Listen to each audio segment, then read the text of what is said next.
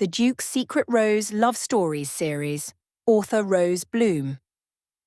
Introduction. Lady Evelyn Whittaker is intelligent, observant, and painfully aware that she is not the sort of young lady who dazzles in a ballroom. She has beauty but not the polished confidence of the fashionable set.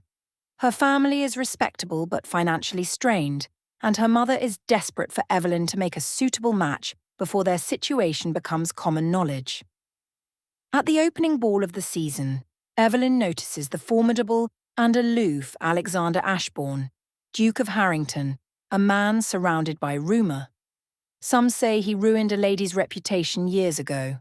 Others claim he broke an engagement without explanation. Some whisper that the late duchess, his mother, died in disgrace, leaving the Duke distrustful of society and determined never to marry for love. Evelyn is certain a man so cold and magnificent would never notice her. Then she receives a rose, a forbidden love across the ballroom. A single pale rose is delivered anonymously with a line from a romantic poem. Evelyn believes it must be from the Duke after an intense glance across the ballroom. But the rose was not sent by him. It was sent by Thomas Greaves, the Duke's charming but lower-ranking childhood friend, who has admired Evelyn from afar. The mistake sets off a dangerous chain of misunderstandings. Evelyn begins to look for meaning in the Duke's every word. The Duke, at first amused and irritated by her attention, slowly becomes captivated by her sincerity. Thomas grows jealous as his own secret courtship accidentally brings Evelyn and the Duke together. And when Evelyn uncovers the truth behind the Duke's old scandal, she must decide whether to protect him at the cost of her own reputation. The grand ballroom of Lady Dunmere's magnificent residence overflowed with the very essence of London high society, a swirling kaleidoscope of elegance and vibrant allure. Crystal chandeliers, heavy with countless facets, dangled like frozen waterfalls from the gilded ceiling, casting their warm, golden glow upon the polished marble floor. The light, buttery and soft, reflected in 1,000 delicate flickers from candles artfully arranged upon every available surface, mantelpieces, side tables, and even atop the grand piano. Between the ethereal soaring notes of the orchestra, which drifted like silken ribbons through the air, and the constant soft rustle of silk gowns against satin petticoats, the very atmosphere felt thick with anticipation. A faint, heady perfume of blooming roses, mingled with the more cloying scent of dozens of ladies' toilette waters, hung heavy in the air, a fragrant tapestry woven with the hushed whispers of gossip echoing around the opulent room. Indeed, this was not merely a ball. It was a theatrical display of wealth, inherited power, and the delicate, often brutal art of matchmaking. Every glance, every calculated step, every subtle flutter of a fan conveyed a world of unspoken meaning, a silent language of courtship and societal ambition.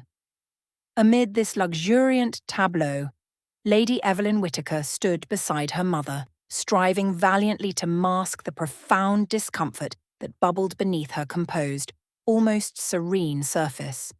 Her mother, a formidable woman of society whose very posture seemed to embody the rigid tenets of the ton, breathed an incessant stream of reminders, each whispered instruction laced with the paramount importance of behaving in a manner befitting their station.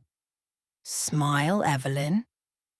Always smile," her mother murmured, her voice a low, insistent hum beside Evelyn's ear. "But appear natural, dear. Do not let them see the eagerness in your eyes. That is the surest way to betray your hand. And remember, never, under any circumstances, dance more than once with a gentleman unless his intentions are already clear, unless a legitimate offer may very well follow. Above all, my dear, we must not, absolutely must not, attract the wrong kind of attention." Her mother's tone, both urgent and penetrating, illustrated with stark clarity the complex, unwritten rules of the season, rules that felt as rigid as they were unyielding, pressing down upon Evelyn like the stays of her gown. Evelyn nodded, though internally she bristled with a familiar indignation at the notion of disguising her true self beneath layers of societal expectations that felt both suffocating and profoundly false. A faint tremor of unease ran through her. She scanned the luminous room, her keen, observant gaze taking in the other young ladies as they glided effortlessly from one animated conversation to another, their laughter ringing like crystal chimes through the ballroom. Each movement was so graceful, every word so perfectly placed, as if they had been born to this world of calculated charm and polished deceit. In stark contrast, her own heart felt a tangled, aching mix of ambition and discontent, a yearning to belong coupled with a fierce resistance to the performance required. She was clever and remarkably observant, a sharp mind, honed not by drawing-room pleasantries, but by the constant nuanced knowledge that flitted around the ball like the fluttering fans. But she sorely lacked the artifice and the subtle guile that seemed to envelop those around her like a second skin. Her gaze drifted to a group of young ladies, their faces alight with a vivacity that seemed both genuine and carefully cultivated. 1. Miss Amelia Croft, renowned for her vivacious spirit and impeccable lineage, managed to captivate a circle of gentlemen with a witty anecdote, her fan fluttering playfully as her eyes sparkled with mischievous charm. Another, Miss Eleanor Vance, known for her angelic beauty, held her head at a perfect demure angle, her soft smiles seemingly effortless as she listened intently to a suitor's earnest, if dull, monologue. Evelyn watched them, a pang of something akin to envy twisting in her stomach. How did they do it? How did they manage to project such effortless perfection, such inherent understanding of the unspoken codes? She felt a profound sense of alienation, as though she were an anthropologist, observing a foreign tribe, understanding their rituals intellectually, but unable to truly participate from the heart. A stifled sigh escaped her lips, quickly masked by a sip of cool lemonade. The air, despite the open windows and the gentle fanning, was growing increasingly warm and close, heavy with the sense of perfume and perspiration. She longed for a breath of fresh air, a moment of unadulterated silence. It was then, in a moment of unfortunate, almost reckless honesty, that she found herself engaged in conversation with a pompous gentleman, Mr. Mortimer, a portly, florid-faced man, with ambitions as grand as his waistcoat was ostentatious. He had accosted her near a pillar adorned with a rather poorly painted pastoral scene, launching into a tedious self-congratulatory monologue about his estate's burgeoning sheep population and, inexplicably, the day's unusually dreary weather. Just as a strained, almost pained smile slipped onto Evelyn's lips, she inadvertently ventured a remark far too candid, far too unfiltered for a gathering such as this. The words seemed to escape her before she could even apprehend their implications, a small, rebellious spark of truth in a room full of polite fictions. "I dare say, Mr. Mortimer," she began, her voice perhaps a touch too clear amidst the general hum, "your remarks about the weather are as dull, if not more so than the skies you so meticulously describe." A sudden sharp silence fell between them. His expression froze, an almost comical tableau of disbelief on his fleshy face, his lips parting in an O of surprise. The polite, forced laughter of nearby admirers, who had been enduring Mr. Mortimer's discourse with admirable fortitude, faltered, and then died altogether. The immediate searing heat of mortification washed over Evelyn, a blush starting at her décolletage and creeping inexorably upwards, setting her cheeks aflame. She could feel, with an almost physical certainty, her mother's discerning gaze sharpening upon them from across the room, a silent, disapproving beam that seemed to pin Evelyn in place. It ignited a tender, exquisitely painful sense of exposure, a raw vulnerability she would have given anything, truly anything, to conceal. Her heart hammered against her ribs, a frantic bird trapped in a cage. "Oh, Evelyn, you fool!" she chastised herself internally. You absolute, utter fool. Can you not simply be polite for one evening? As she succumbed to the crushing weight of her embarrassment, her heart quickened not just from shame, but also from a sudden palpable shift in the very atmosphere of the room. A subtle tremor ran through the crowded space, an almost electric hum of heightened awareness. The Duke of Harrington had arrived. He strode into the ballroom with an unmatched aura, drawing attention as effortlessly and as completely as if he were the very sun rising over a grey, expectant horizon. Immediately conversing groups lowered their voices, the gentle murmurings of society replaced by a hushed reverence. An almost electric silence enshrouding the vast room as hundreds of eyes turned, as if by an invisible command, towards him, the entire realm of society transfixed. Mothers stiffened, their spines suddenly ramrod straight, their eyes narrowed in appraisal.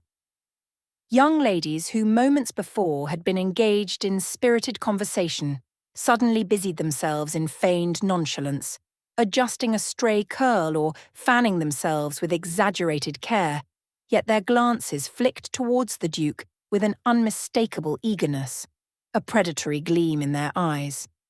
Even the gentlemen, usually so self-assured, adjusted their neckties or straightened their coats, seemingly measuring their own worth against this illustrious, almost legendary man. He was handsomely aloof, magnificently remote, and an undeniable enigma. His presence alone commanded the attention of the entire gathering without a single overt effort on his part, as though he were a celestial being accustomed to being watched, his very existence a spectacle. A quiet power emanated from him, a controlled energy that drew all eyes. Evelyn, despite her lingering mortification, found she could hardly restrain the involuntary pull of her gaze, a betrayal of her silent, burgeoning intrigue.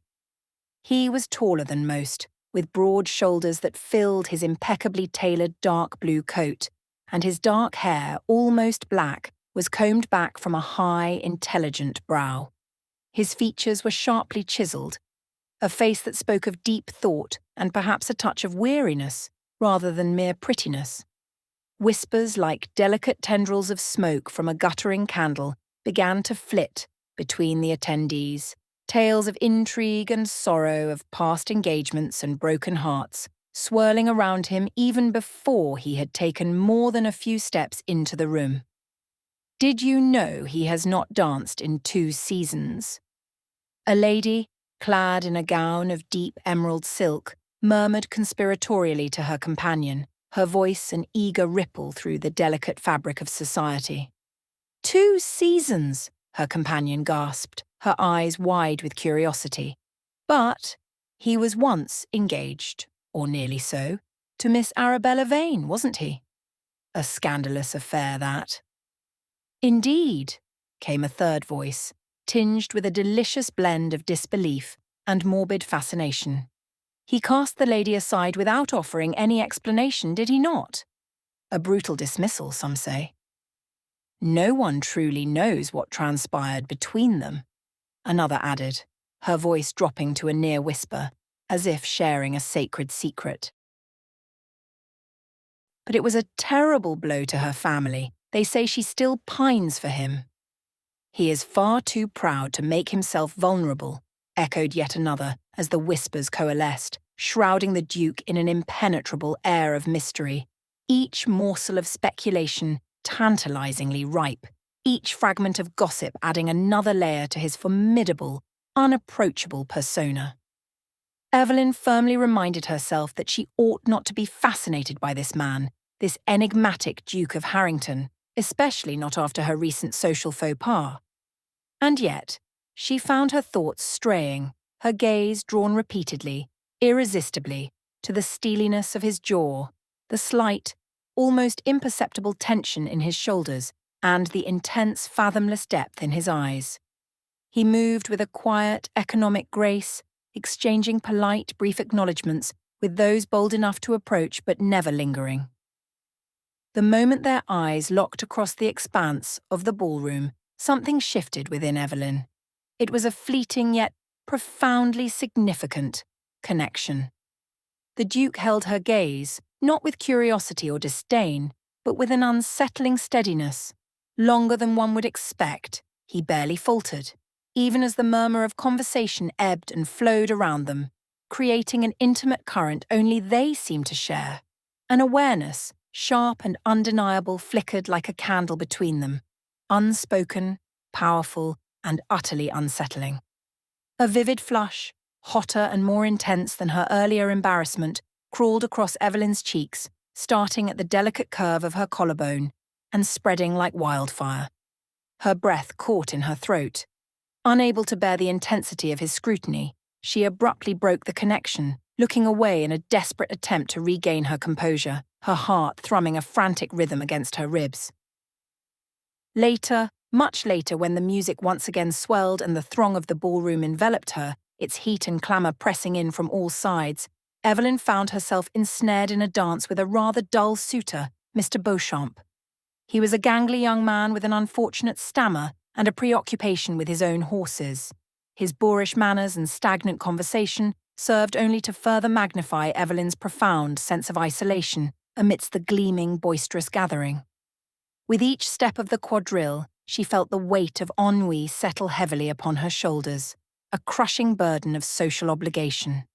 She endured his perfunctory, almost clumsy attempts at flirtation, his words about his prize mare Clementine failing to ignite any spark of interest. The laughter around them, the vibrant shouts and joyous exclamations of other dancers rang hollow in her ears, a distant mocking echo. They twirled amidst the glittering silk and bold colours, the air thick with the scent of lilies and the exertion of movement, but it felt as if she were adrift on an island of solitude, tossed about in a turbulent sea of forced companionship. Once the dance finally concluded, and the last lingering notes of the orchestra faded away into the general din, Evelyn, with a silent prayer of thanks, gratefully slipped away from the teeming crowd. She longed for a moment of reprieve, a small pocket of quiet where she could simply breathe. She sought solace in a quieter alcove near the grand, arched doors of the conservatory, where the warm, perfumed air of the ballroom was deliciously tinged with the cool, damp scent of the garden beyond. The sounds of revelry, though still present, faded into a gentler background hum, a comforting distance. It was then that a footman, impeccably dressed in the Dunmere livery of dark blue and silver, approached her. His expression was both discreet and poised, his movements almost noiseless. He carried in his hands a single pale rose, its delicate cream-coloured petals unfurling gently, soft as whispering silk against the dark velvet of his tray.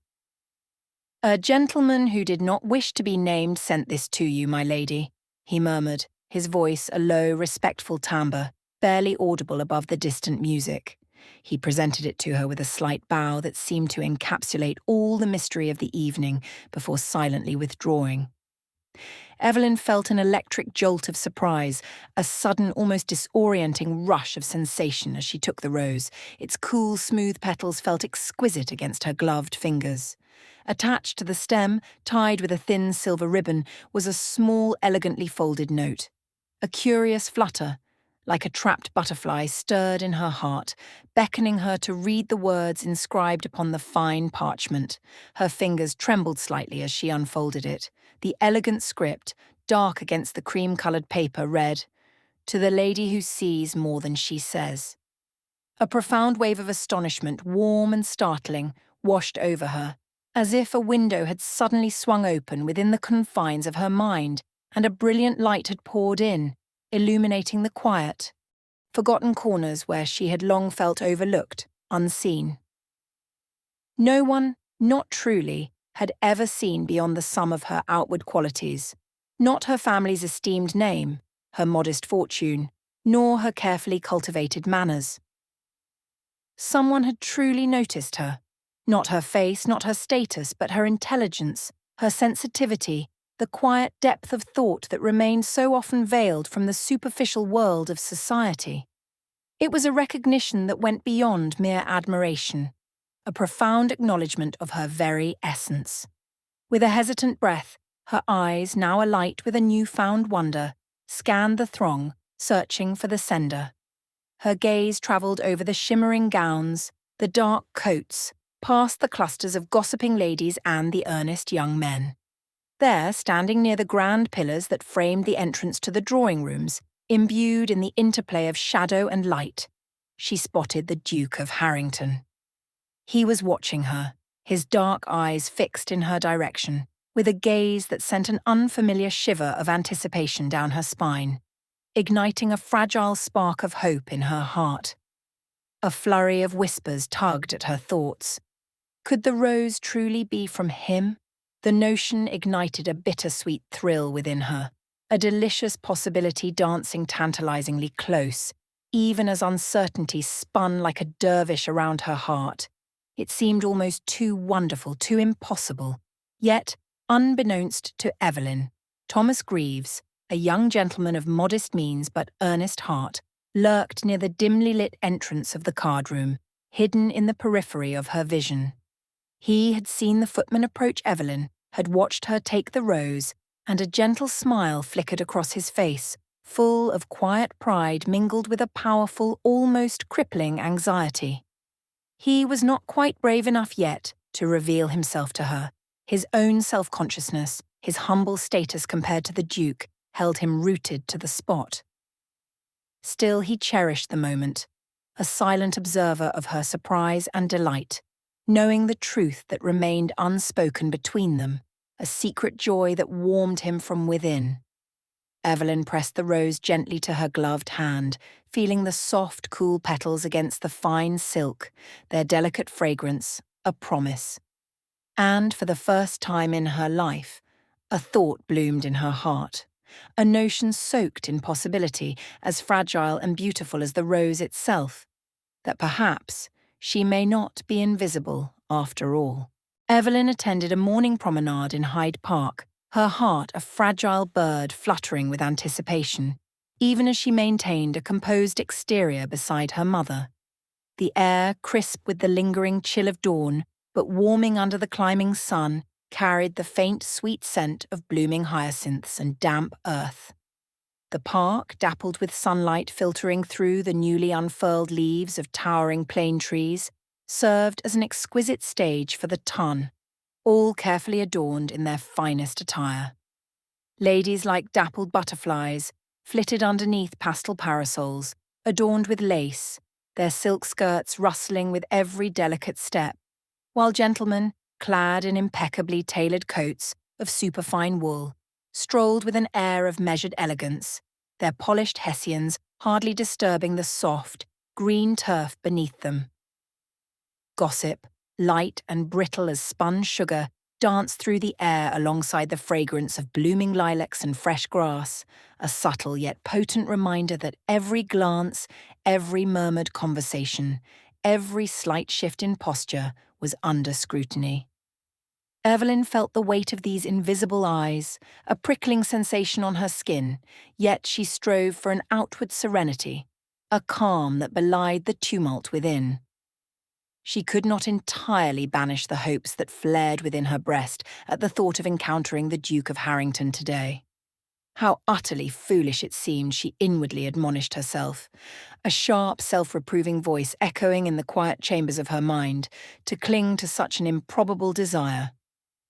"He is a duke, Evelyn, and you are merely you," the voice chided. Yet she could not quell the thrill that ran like a ribbon of silk through her thoughts, a warmth that spread from her chest outwards, defying her own practical remonstrations. Each rustle of silk, each distant murmur of a gentleman's voice sent a fresh jolt of nervous energy through her.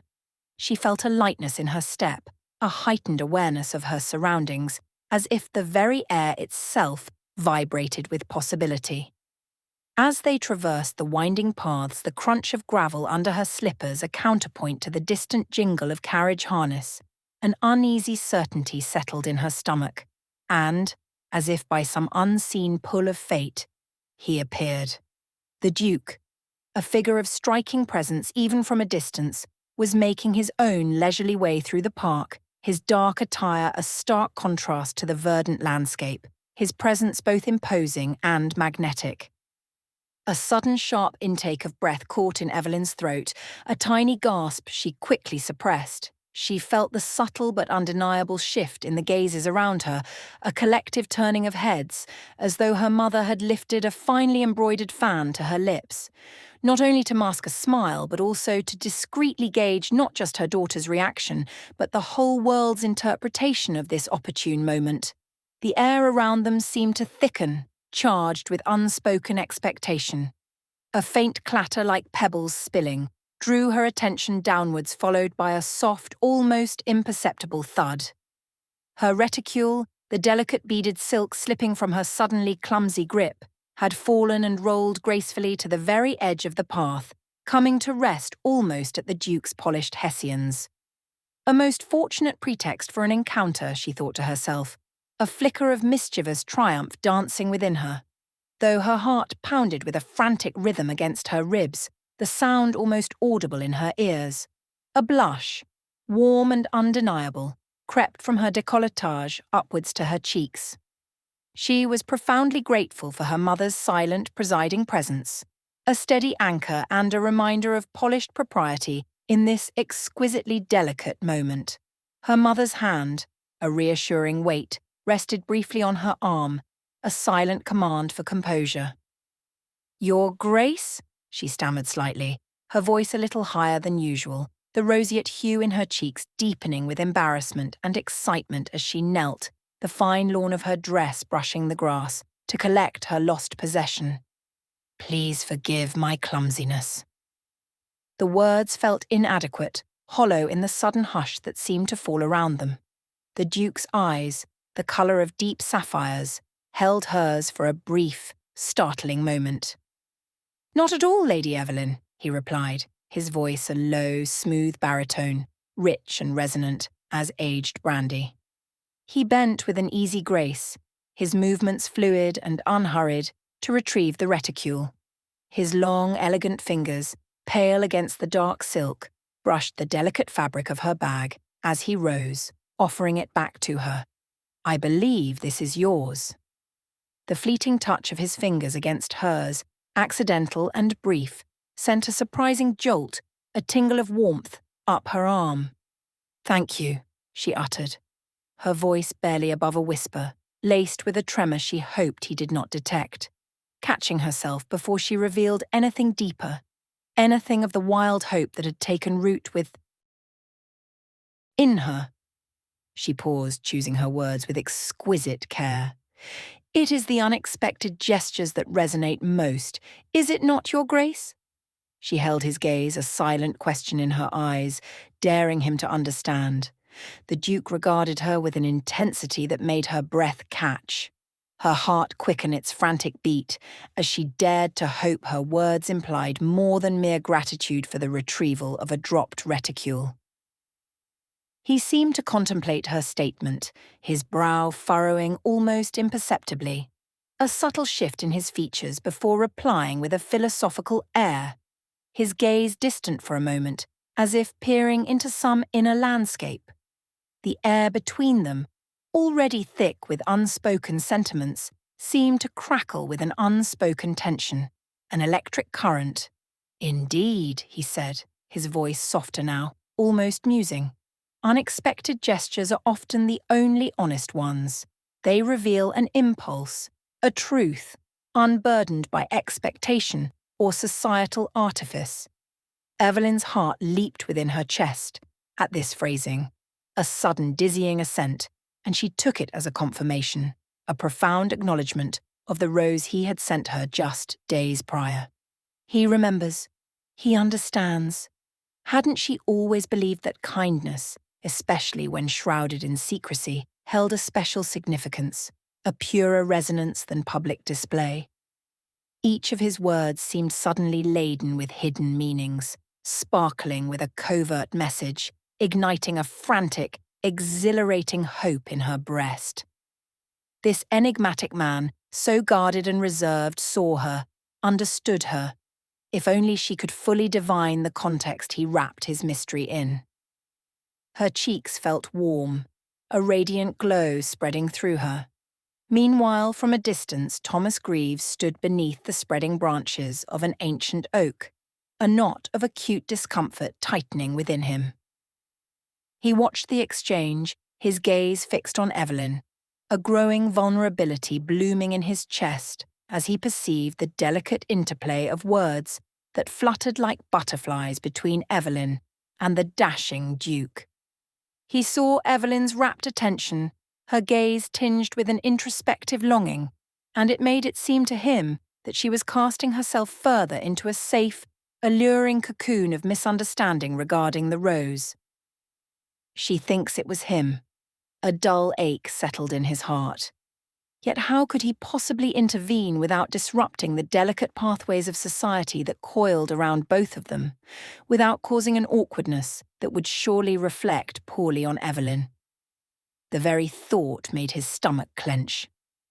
With a sigh, a soft exhalation that ruffled the hair on his forehead, he decided that direct confrontation was not an option. Instead, he would operate through the quiet shadows of implication.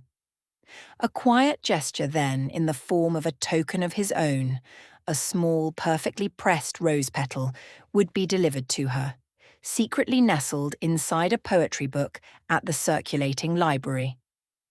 It would be a small act, but he hoped it would convey a depth of feeling, a sincerity that lingered in the silences between them, a message only she could truly decipher. The note accompanying the petal read, "There are hearts that speak best in silence." He imagined her delight mingled with surprise, a soft smile gracing her lips as she deciphered his simple message, and the notion of comforting her with another layer of benevolent care filled him with a quiet satisfaction as he thought of her reading it. He would choose a book of poignant verse, something to stir the soul, and hope that she would find it. Later that week, Evelyn found herself wrapped in the moving quiet of the circulating library. The scent of aged paper and leather, a rich, comforting perfume, greeted her like an old friend, the musty yet inviting aroma of countless stories, of polished leather bindings, and the faint, almost imperceptible trace of ink lingering in the still air. The hushed reverence of the place, broken only by the occasional rustle of a turning page or the soft creak of a floorboard, offered a welcome antidote to the relentless chatter of society. Libraries, with their solemn stillness and towering shelves, their serried ranks of knowledge, were a sanctuary where words could weave eloquent stories of the heart, far removed from the scrutinizing eyes of the tongue. As she leafed through a delicate volume of Lord Byron's poetry, her fingers tracing the elegant script, she felt a slight, unexpected bump. A small, dry object, fragile as a butterfly's wing, slipped from between the pages. It was a pressed rose petal, its crimson faded to a deep, resonant burgundy, accompanied by a small, exquisitely penned note. Her heart fluttered again, a nervous tremor as she recognized the familiar, elegant script from the previous rose. Another one. He sends another one. She read the words. There are hearts that speak best in silence, and a wave of warmth, both thrilling and deeply moving, washed over her. It was him. It had to be. His very nature was reserved, silent, and this note was an echo of his guarded intensity, a confirmation of his words in the park. She tucked it carefully away into the folds of her kid glove, the delicate, brittle petal a secret nestled against her skin, while imagining the enigmatic Duke, the person she now truly believed had sent her this token, his silent reserve rendering him a puzzle she felt compelled, indeed driven, to solve. But all thoughts of the Duke fluttered to the back of her mind as she prepared herself for an evening dinner hosted by Lady Ashby. The thought of it, of the forced conviviality and endless small talk, felt like a heavy cloak settling upon her shoulders. The intimacy of candlelight, casting dancing shadows over polished silver and gleaming china, was meant to create an atmosphere of warmth. But Evelyn knew it was merely a stage, a feast of opportunity fraught with ambition and veiled manoeuvrings. As she entered the elegantly appointed dining room, she was met with soft murmurings, a quiet symphony of laughter and the gentle clinking of wine glasses, each note played to perfection. The scent of roasted pheasant mingled with the delicate fragrance of hothouse flowers, a rich tapestry of sensory experience. Much to her surprise, she found herself seated not merely near, but directly adjacent to the Duke of Harrington. Surely this is no accident, she thought, a spark of mischievous amusement mixed with nervous anticipation. Perhaps this was the entire point of flirtation from Lady Ashby's side, for the hostess had a known penchant for weaving narratives among her guests, subtly laying the groundwork for gossip to blossom.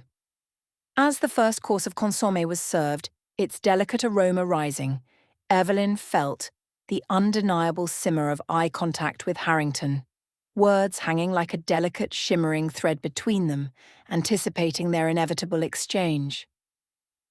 "You seem to be particularly troubled by attendance at society gatherings," she ventured, her voice low, a polite challenge delivered with a soft smile, her curiosity piqued, emboldened by the gentle warmth of port wine she had sipped trickling through her veins, loosening the knots of her usual reserve. He inclined his head slightly, his gaze piercing, yet tinged with a weariness she had not noticed before. "Troubled is one way to describe it," he replied, his tone clipped, precise, though his gaze held a depth of reflection, as if he were unearthing something hidden in the very marrow of his memory, something painful and long buried. "But I find society's penchant for judgment profoundly dulling, an endless performance, devoid of the very truth everyone claims to cherish." He toyed with the stem of his wineglass, his knuckles white. She felt a flush creep into her cheeks at his stark honesty, a boldness that both shocked and fascinated her. "Yet, surely, there is value in connection, even amidst the facades," she countered, her own voice gaining a subtle edge, emboldened by a desire to draw the man from his carefully constructed shell to see what truly lay beneath. "Connection," he mused, the hint of bitterness in his tone slicing through the convivial atmosphere, a discordant note in the otherwise harmonious hum of conversation. "True connection is often cast aside in favour of mere civility, a superficial exchange. We swap sincerity for a curated existence, shrouded in the false, blinding light of genteel appearances." His eyes, when they met hers, held a flicker of raw emotion, quickly veiled. The sharpness of his words both thrilled and troubled her. In that moment she caught a fleeting, almost painful glimpse of the wound he carried, a deep-seated vulnerability that seemed utterly at odds with his carefully crafted, impenetrable exterior. Were those whispered rumours about his past, about the scandalous Miss Arabella Vane, tied in strings of heartache far more intricate, more complicated than the surface gossip offered? The implications hung uncomfortably in the air between them, a delicate, dangerous dance of tension, fraught with unspoken fears and unacknowledged expectations, a silent conversation played out before a captivated audience. Across the table, Lady Beatrice Coldwell, a woman of impeccable breeding and ruthless observation, elegantly poised, observed the exchange with thinly veiled annoyance glimmering in her sharp, intelligent gaze. She, too, had set her sights firmly upon the Duke, finding his distant allure a challenge she relished. The burgeoning connection she witnessed, however subtle, between him and Evelyn, a mere slip of a girl, pained her pride and ruffled her carefully maintained composure. With an icy smile, a mere stretching of lips that did not reach her eyes, she interjected, her voice smooth and calculating, laced with a subtle, almost imperceptible malice that only the most attuned ears would detect. "I must remind the younger ladies in our company," she said, her voice carrying just far enough, "that the fleeting kindness we receive can often be misinterpreted as preference. One would not wish to fall prey to such mistaken notions, Lady Evelyn. Her gaze, sharp as a needle, pinned Evelyn for a moment. A silent challenge. Evelyn felt a flush, hot and undeniable, creep into her cheeks, a warmth underscoring the precise cutting sharpness of Lady Beatrice's words. A sudden cold prickle of humiliation washed over her. Remaining outwardly poised, she resisted the urge to meet the lady's challenging gaze directly, desperately hoping to mask the sting of her commentary beneath a veneer of gentle laughter and civility. Do not show her she has touched a nerve, she coached herself. Surely the intricate world of rules and expectations had crafted a well-practiced mask with which to engage in such conversations. Yet, the hurt that accompanied Beatrice's remarks lingered heavily, a dull ache in her chest, each word a precisely aimed arrow, tipped with venom, aimed squarely at her heart. At last Thomas found a moment, post-dinner, while guests mingled in the drawing-room to approach Evelyn. The air was thick with the scent of beeswax and flickering candles. With a gentle smile and a comforting twinkle in his kind eyes, he sidled up to her amidst the after-dinner flurry, his presence collapsing the tension that had charged her interaction with Harrington like a dark, oppressive cloud. "If I may intrude upon your thoughts, my lady," he began with a light, easy jest, his voice a warm balm. "Surely you prefer the company of a fellow who appreciates the simple beauty of silence, rather than the bitter intrigues that seem to surround us tonight." She laughed, the sound airy and sincere, a genuine burst of mirth that felt liberating after the turbulent emotional maelstrom that had been sparked within her moments ago. "You are a refreshing balm in the face of tempestuous company, Mr. Greaves. How could anyone resist such veracity?" The sense of ease he provided was a palpable relief. His cheek brightened at her kindness, a modest flush. Yet there was a thread of hesitation woven into his expression, a fleeting impulse to share deeper sentiments, dancing on his lips, a confession almost escaping. "I had the thought to," he began, his voice dropping, his gaze earnest, the moment stretching between them thick with unspoken meaning, before he gently shifted gears with careful, self-deprecating humour, as if pulling back from a precipice. "To suggest we escape the dining room for a moment, before our hostess insists we engage in the most absurd of small talk." He gestured vaguely towards the throng of guests. As they exchanged further light-hearted banter, a door seemed to open to something more than mere companionship, an intimacy veiled in humour and warmth that Evelyn could not help but bask in. She felt a genuine affection for Thomas, a comfort in his presence. Yet, her mind wandered nonetheless, still entangled within the silken threads of her imagination, firmly fixed on the mysterious Duke and the tokens he had not, in truth, sent. "Evelyn," he began again, his voice lower still, a gentleness in his tone that would have caused her to swoon had she not been so entirely ensconced in thoughts of the Duke, her heart and mind captivated by the enigma. But the instant was stolen, the delicate moment shattered, by Lady Beatrice's precise, unblinking gaze resting on them from across the room, noting how closely they stood, how easily Evelyn smiled at him. Her expression was unreadable, yet undeniably sharp. In one final subtle act of defiance against the still air of judgment enveloping them all, a private gesture of quiet rebellion. Evelyn slipped her fingers into the soft kid of her glove and hid the pressed rose petal within, tucking it securely against her palm, a precious secret born of a misunderstanding.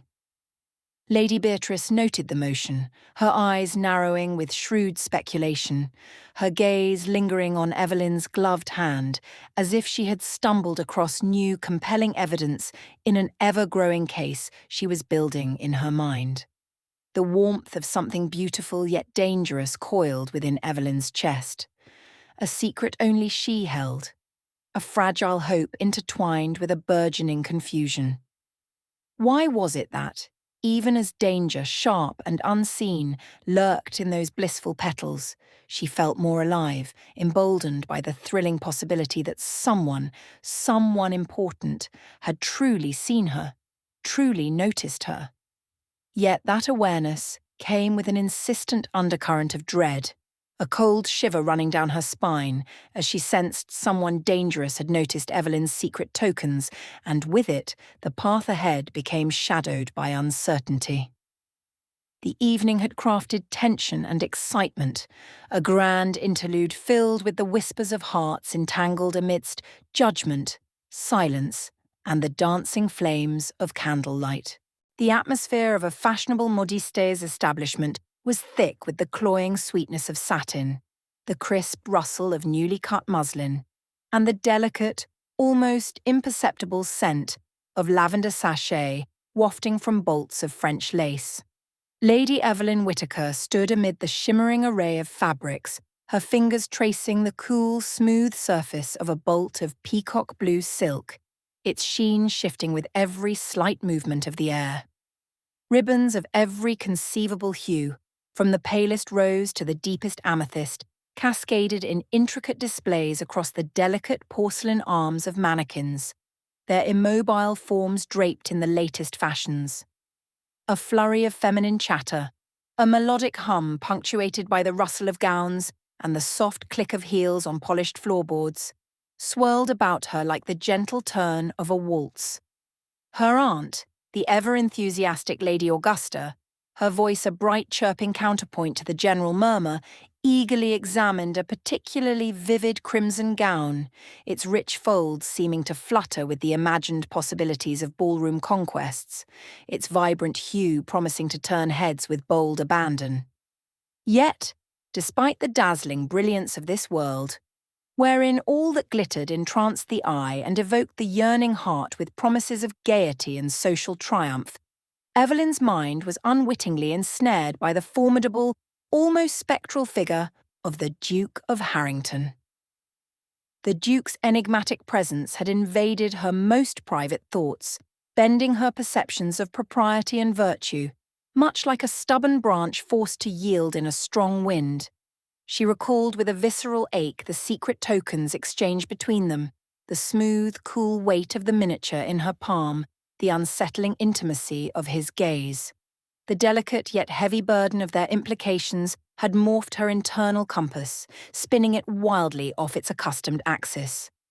There was an unshakable, disquieting possibility that beneath the Duke's prideful, almost defiant silence, something more profound and more complex lurked like an unlit fire smouldering beneath a thick layer of ash, its heat barely contained, its true nature unknown. Amidst her troubled musings, a pair of voices sharp and clear despite the general din wafted into her consciousness, punctuated by a delicate yet undeniably disdainful titter of laughter that snapped her momentary reverie. With practiced discretion, a subtle art perfected by every young lady of consequence, she turned just slightly, her heart giving a quick, nervous beat as she caught sight of the imposing, perfectly coiffed figure of Lady Beatrice Coldwell. Lady Beatrice stood with an acquaintance, a woman whose face was a carefully painted mask of polite interest. Their elegant silhouettes framed against the sun-drenched window, the light illuminating the fine dust motes dancing in the air. The tone of their conversation was velvet smooth, but rippled with a barely perceptible sharpness, a silken cord that, Evelyn sensed, could easily cut. At once, Evelyn felt an irresistible pull, unwillingly intrigued, her ears straining to catch the delicate barbs she knew were surely being exchanged. His Grace may have deceived those around him, presenting a facade of impeccable conduct. But nothing, my dear, nothing can truly veil the unvarnished truth of what he has done. Lady Beatrice's voice, a carefully modulated instrument, floated through the air with all the effortless grace of an unshackled falcon, circling its prey. Her words were delivered with a cool, almost detached precision, as though she were merely relaying an accepted truth. It is said that poor Miss Arabella Vane, such a fragile blossom, was left in utter disgrace after their attachment was so abruptly severed.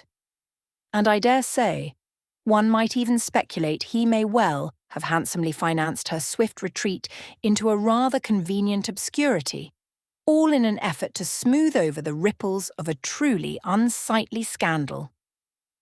Financed? By God, Beatrice, surely that is a most remarkably convenient way to shift the blame, is it not? Her companion replied, her voice a breathy whisper, every syllable laden with the unmistakable, almost palpable glee of a choice morsel of rumour. A faint, knowing smile played upon her lips, a shared understanding of society's darker currents. Indeed, my dear, she disappeared from society without so much as a whisper. A veritable ghost after his involvement, Lady Beatrice intoned, her voice dropping to a conspiratorial murmur, soft but wickedly sharp, as if each perfectly formed word were delicately laced with a subtle poison, meant to spread slowly, inexorably. Such a lovely creature, such an innocent, to fall prey to such a man. Do you not recollect how quickly, how inexplicably, her family was persuaded into a most convenient silence? One scarcely heard another word of it. Such a grave injustice for one so utterly innocent, wouldn't you agree? Evelyn's heart dropped, a cold, heavy stone in her chest, the weight of turmoil threatening to suffocate her. A metallic tang of fear pricked at the back of her throat. The more she heard, the more her initial reluctance to pry transformed into a chilling dread. Could it truly be that the Duke, with his formidable presence and wounded eyes, was capable of such cold-blooded cruelty, such deliberate ruin? Lost beneath the layers of silk and lace, the soft murmur of polite conversation was a harsh, unvarnished truth that threatened to unravel her nascent affections as she grappled in silence with the often merciless machinations of a society that she knew all too well, habitually sheltered powerful men at the tragic expense of vulnerable women. A flicker of profound moral conflict ignited within her breast. A sharp, unwelcome flame. She could scarcely imagine the horrors that might lurk within the Duke's veiled past, and yet, the thought of dismissing Arabella's suffering, of brushing aside the pain of an unknown woman, merely because she was herself undeniably enamoured with the Duke, gnawed with an insistent, corrosive bite at her conscience. It was a bitter draught to swallow. Gathering the scattered remnants of her composure, a delicate, painstaking effort, she murmured a quiet excuse to her aunt, her voice a little breathier than she would have liked, and subsequently found refuge along the modiste's fringes, near a display of exquisitely embroidered shawls. Here, the profusion of chatter, the bright, insistent hum of social commerce, faded beneath the crushing weight of her new, unsettling understanding. A short while passed, the minutes ticking by with an almost painful slowness, before she encountered Thomas Greaves. His presence was a small comfort, his gentle smile suggesting an inherent empathy and kindness, a familiar haven. However, when his gaze, usually so open and reassuring, landed upon her, a distinct shadow of unease, a fleeting ripple of concern, clouded his features, making his usual ease dissolve. "Thomas," she inquired, her voice hushed, struggling to keep it from trembling, "do you, by any chance, know what has become of Miss Arabella Vane?" The question, once formed, felt impossibly large, a forbidden whisper echoing in the quiet space between them. She was unable to suppress her consuming curiosity any longer, the need for answers a physical ache. He shifted slightly, a subtle movement, his brow furrowing in a way that revealed a hint of genuine distress, a stark contrast to the usual ease of their exchanges. His gaze flickered away for a moment, then back to her, heavy with an unspoken warning. "Evelyn," he began, his voice soft but firm, "it would be best, truly best, if you did not ask about that. The past, you see, has a way of being far more troublesome and far more entangled than it ever appears beneath its placid surface," he advised, his words laced with a deep, sincere caution that resonated with concern.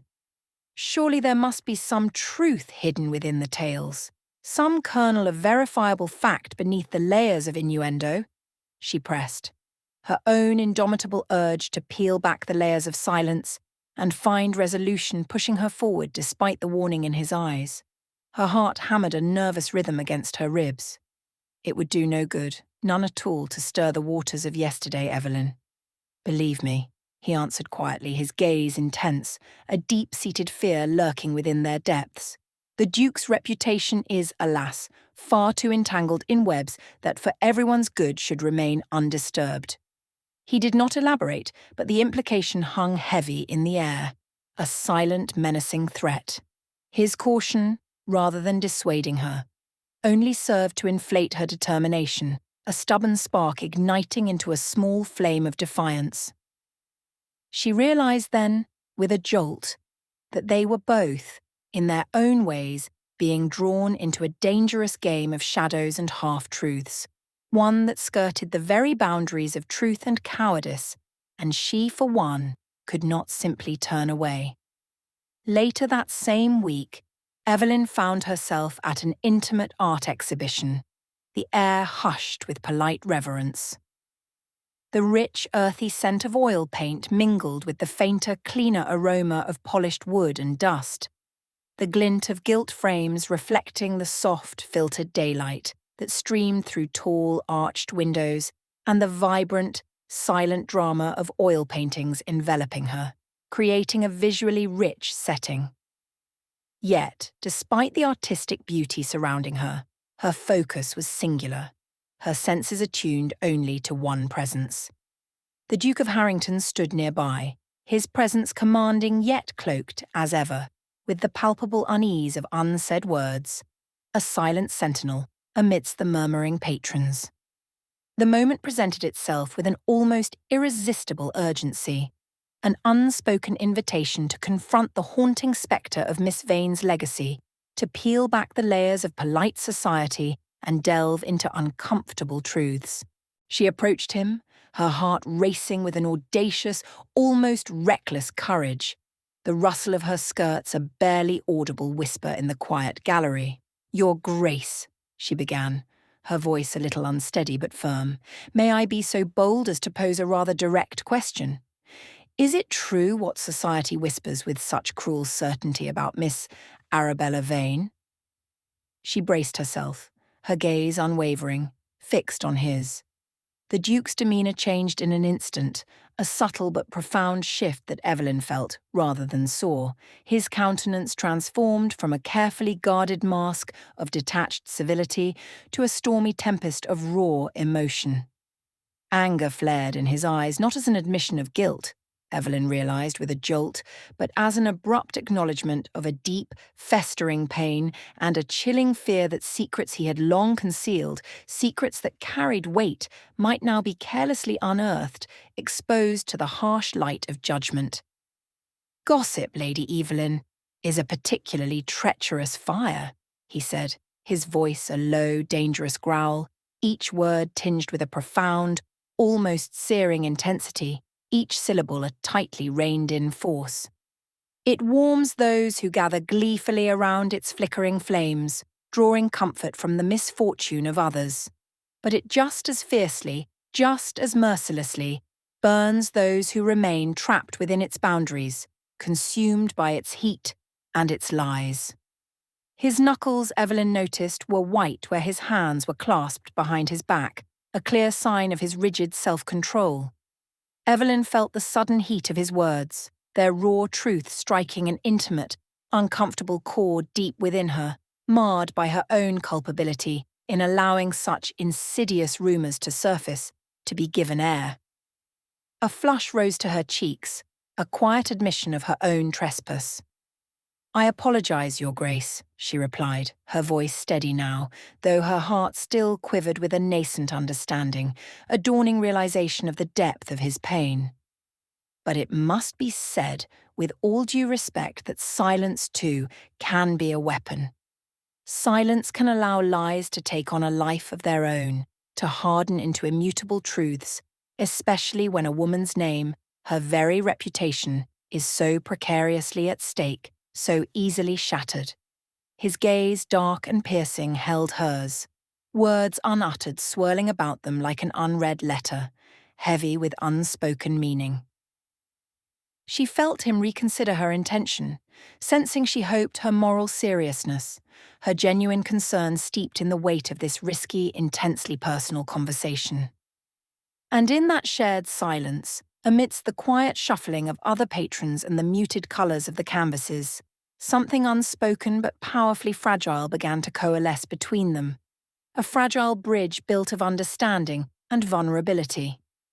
But as their discourse hovered at the precipice of vulnerability, an undeniable, almost electric tension bloomed, bringing them achingly close, the air thickening with what lay unaddressed, unspoken, tantalizingly just beyond reach. Her breath hitched slightly. His eyes dropped to her lips for a fleeting moment, a silent acknowledgement of the magnetic pull between them.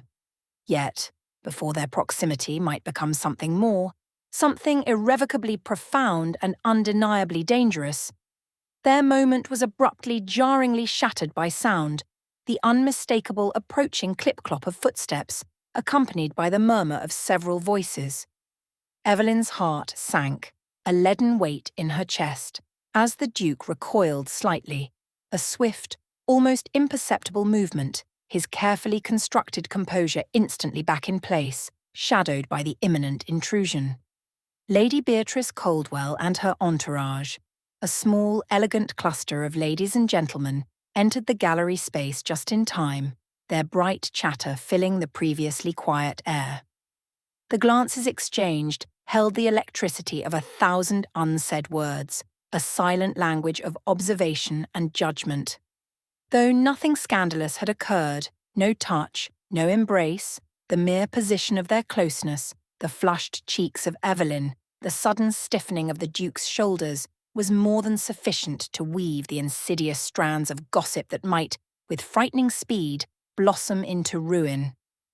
"Forgive me, your grace, Lady Evelyn," Lady Beatrice uttered, her voice a delicate silvery chime, filled with an insouciance that belied her keen, almost predatory awareness of the implications at hand. Her measuring gaze, sharp and assessing, flitted between them, lingering for a fraction of a second too long on Evelyn's still heated cheeks.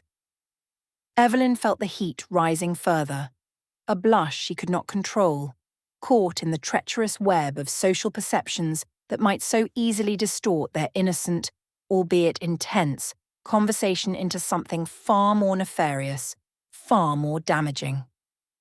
As the group's laughter and chatter resumed, a polite cacophony that now seemed deafening, Evelyn's thoughts spiraled, the weight of suspicion and the ephemeral, fragile nature of her reputation suffocating her. The evening carried on, a blur of polite smiles and meaningless pleasantries, but with every beat of her anxious heart, the ominous shadow of a storm brewed over her head. Lady Beatrice now, Evelyn knew with a sickening certainty, held the reins to an unfolding scandal, a potent weapon crafted from mere appearances.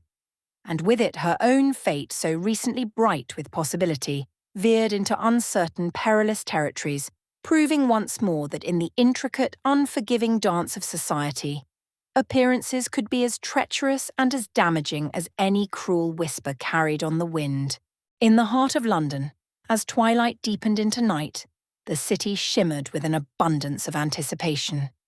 Torches flickered in the gathering dusk, their flames dancing like mischievous sprites, illuminating the gilded grandeur of the estate that hosted the grand masquerade ball. Soon, opulent carriages would begin to arrive, their polished wheels crunching softly on the gravel, depositing notable guests at the entrance, each figure resplendent in their finery, an expected bearer of whispered secrets and tangled gazes. Among them stood Lady Evelyn Whittaker, her heart a tempest of excitement and dread, a fragile butterfly poised upon the threshold of possibility, acutely aware of the social precipice upon which she teetered. Her mother, Lady Whittaker, regarded her with a mixture of maternal concern and stern expectation, her hand lightly tracing the delicate lace of Evelyn's sleeve.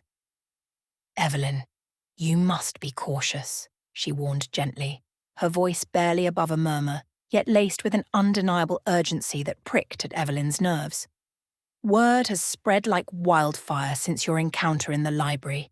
The whispers have begun, you understand? They slither through drawing rooms and across tea tables, reaching even the most discreet ears. You must tread carefully, my dear, especially in the company of the Duke of Harrington." The warning hung in the air between them, heavy and suffocating, a palpable reminder of the precariousness twisting about Evelyn's fledgling sense of independence, a stark warning against the invisible nets of society. "I know, Mamma," Evelyn assured, her tone both respectful and, to her own ear, tinged with a faint, defiant tremor.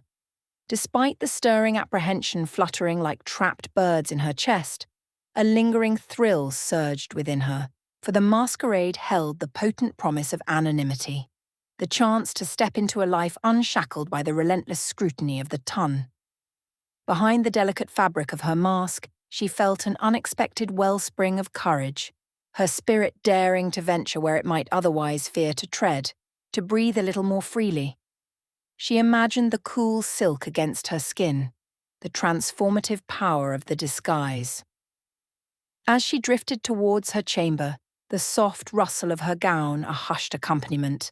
She could scarcely believe the transformation awaiting her, draped in a gown of the softest silver, the fabric shimmering like captured moonlight, scintillations of pale blue silk cascaded around her form, capturing each glimmer of candlelight and stretching into ethereal elegance. Delicate gauze, fine as a spider's web, floated like a cloud about her shoulders, brushing her skin with a whisper-light touch, while strings of pearls, cool and smooth, twined around her neck, enhancing her likeness to something celestial, a creature not entirely of this world. Wisps of fabric adorned with tiny shimmering beads framed her face, drawing attention to her eyes, and her mask, a delicate confection adorned with shimmering ribbons and intricate designs, bestowed upon her an alluring disguise, a barrier, and a liberation all at once. For the first time, Evelyn felt she could be bold, cloaked within these layers of elegance, where the weight of her identity and the expectations that came with it could be momentarily cast aside, allowing a bolder, truer self to emerge. As the hour drew near, she descended the grand staircase, the soft padding of her slippers barely audible on the polished marble. She stepped into the ballroom, where the air was thick with the mingling scents of perfumed bodies, the sweet cloying fragrance of hothouse flowers, and the warm, slightly metallic musk of polished floors. Candlelit chandeliers, suspended like glittering celestial bodies, sparkled overhead like constellations, casting myriad twinkling glimmers across mirrored walls that reflected the festive chaos.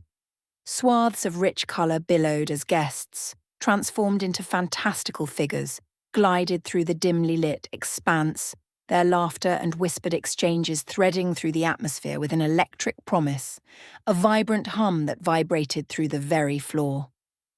Every masked face concealed ulterior motives and guarded intentions, yet each eye, sharp and searching, was trained upon the others, leaving none truly unseen, none truly anonymous in the deeper sense.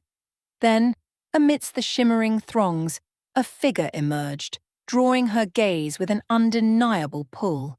She caught sight of him, the Duke of Harrington, whose very presence seemed to cast a shadow of gravitas over the effervescent revelry, a still point in a turning world.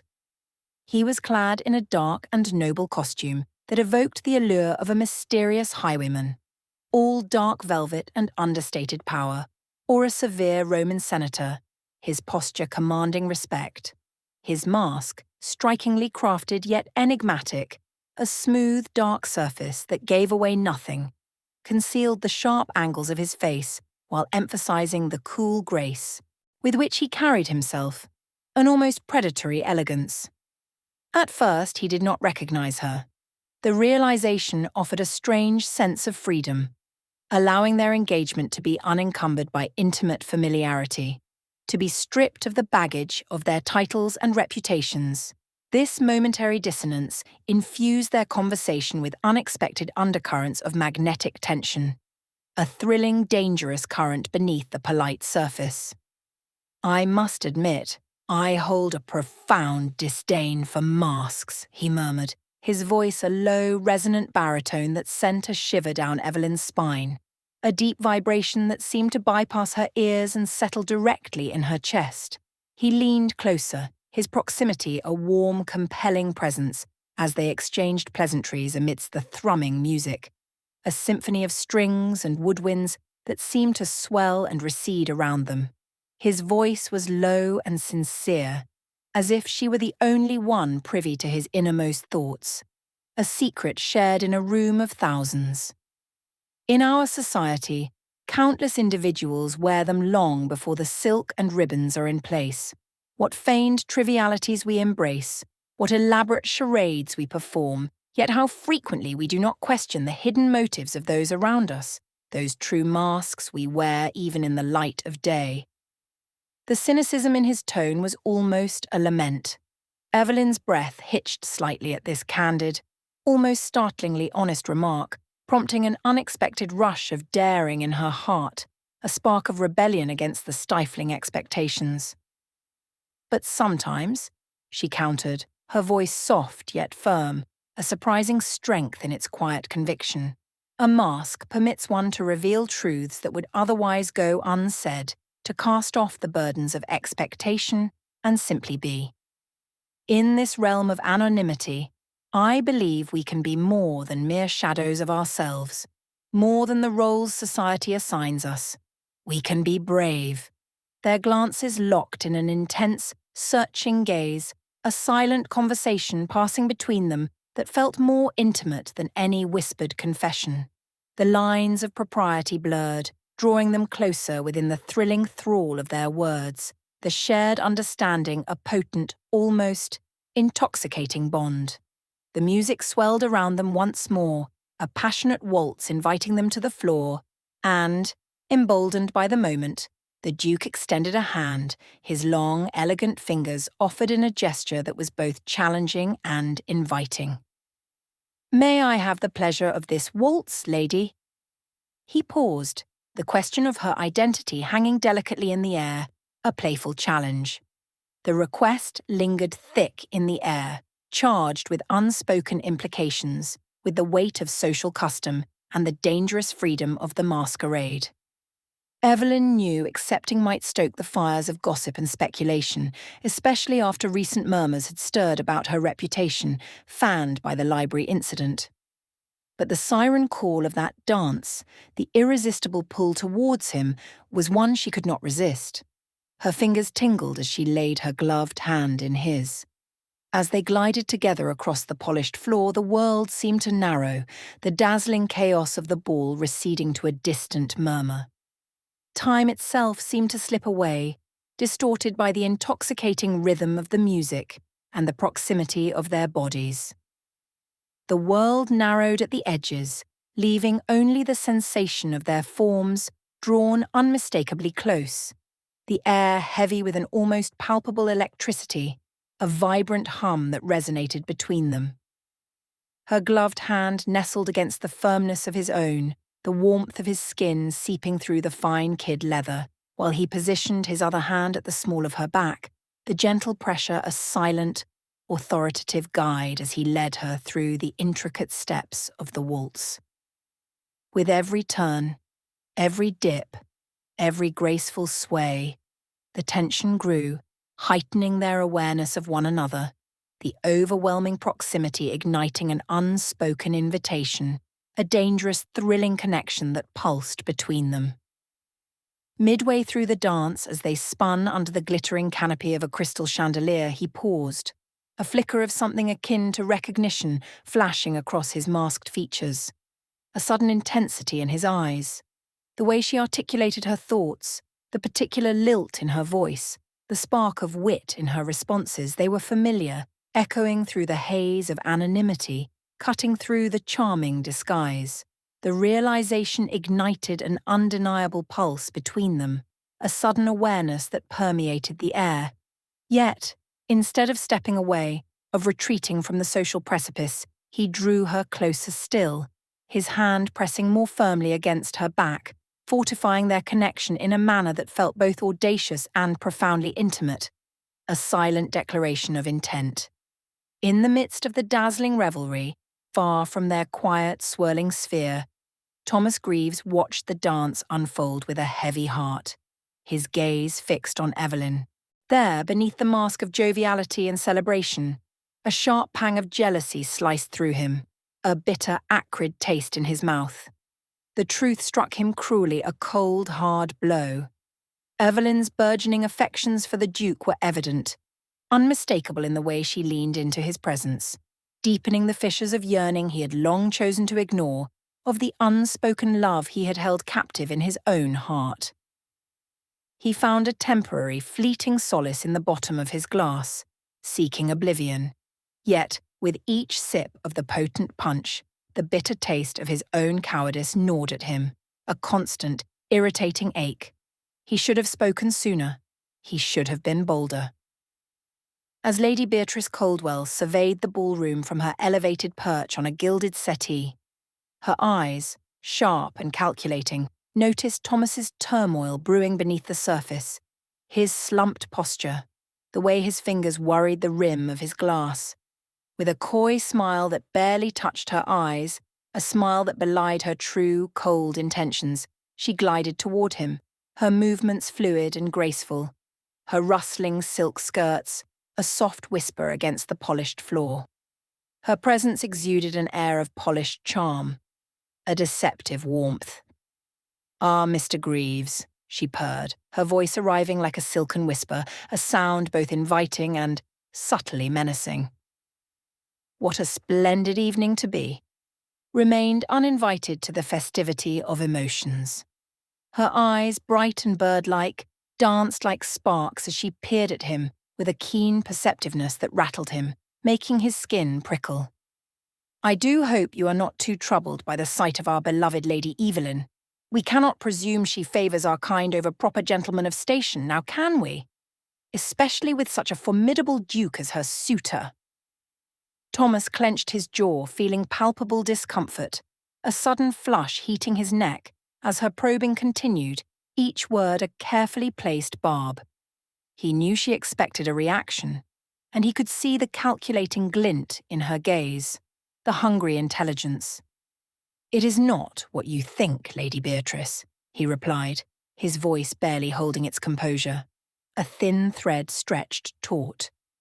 Yet, as she effortlessly guided the conversation deeper, with seemingly innocuous questions about his recent absences and the nature of his friendship with Lady Evelyn, unearthing his emotions and suspicions with the precision of a surgeon, Thomas began to understand that she harboured a weapon, the knowledge of the secret rose tokens, that could devastate his beloved Evelyn's reputation should she care to wield it.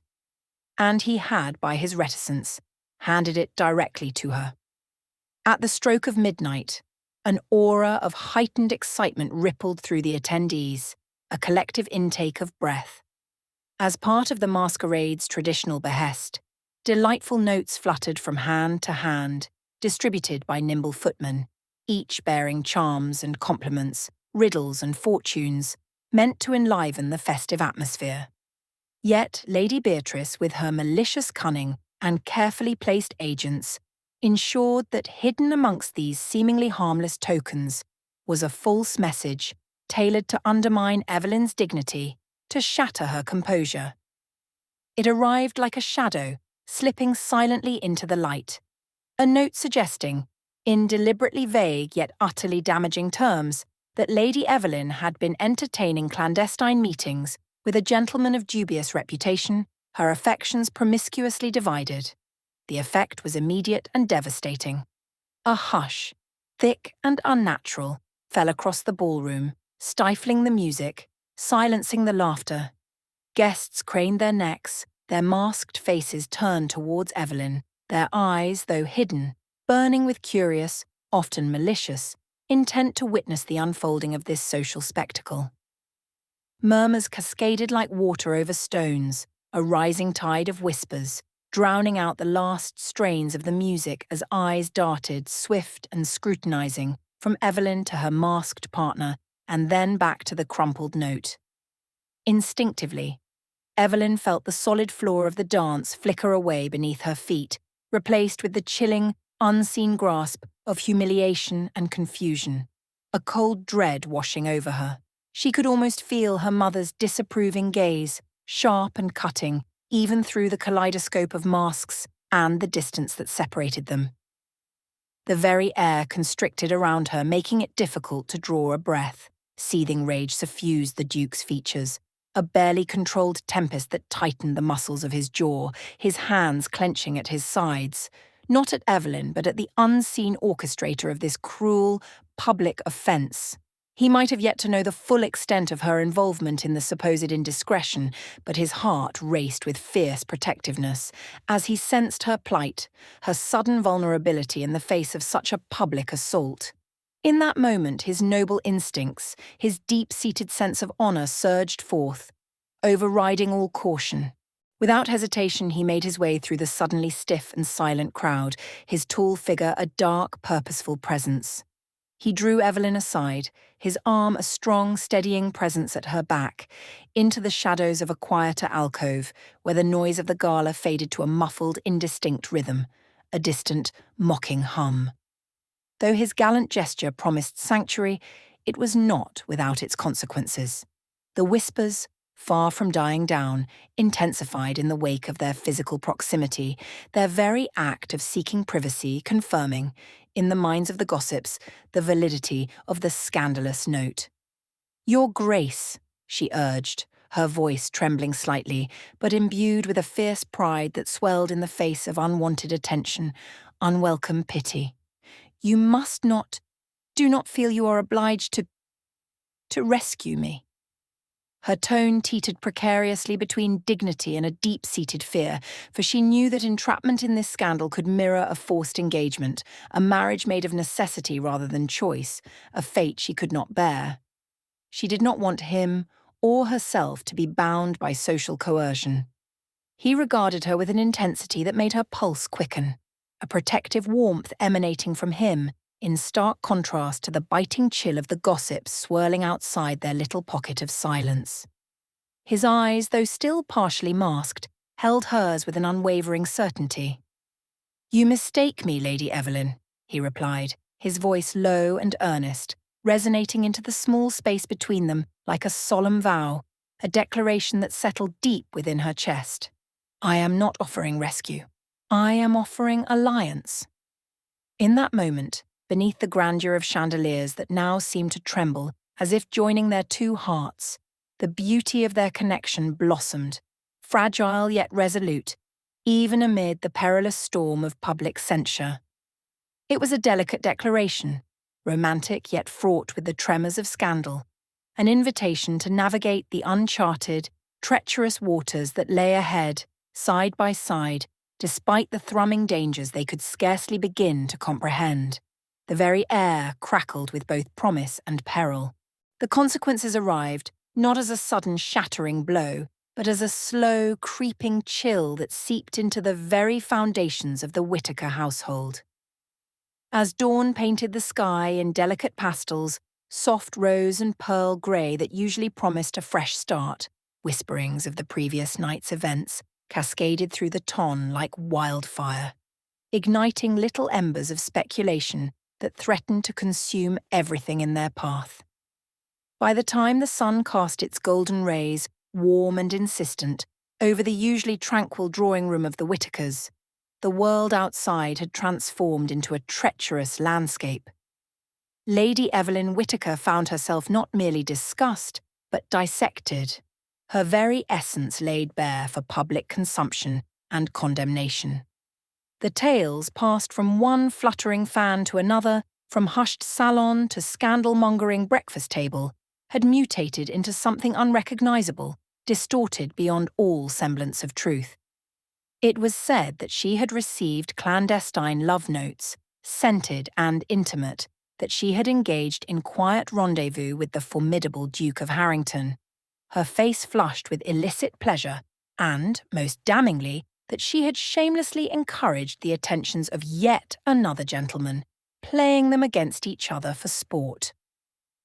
The thought of it ignited a gnawing sense of horror within her mother, Lady Whittaker, a sensation that tightened her chest and made her breath catch in her throat.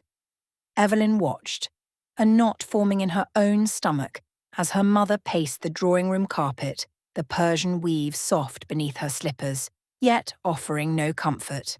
Lady Whittaker's hands were clasped tightly together, fingers interwoven, as though in a fervent silent prayer against the rising tide of societal venom. I cannot fathom what possesses society to so swiftly cast aspersions upon a girl's character, Lady Whittaker said, her voice a bare whisper, thin and reedy, as if afraid the very walls, draped in silk and adorned with gilt, held ears to their travails. The pallor of her complexion, usually a delicate rose, was now a stark, alarming white, betraying the depth of her distress as she considered the ramifications. Evelyn could almost feel the phantom touch of a withdrawing hand, the subtle chill of an averted gaze, the quiet closing of doors that had once been open. Invitations that had once flowed in abundance, their thick cardstock bearing elegantly engraved names, could now just as easily dry up, leaving a gaping void in their social calendar.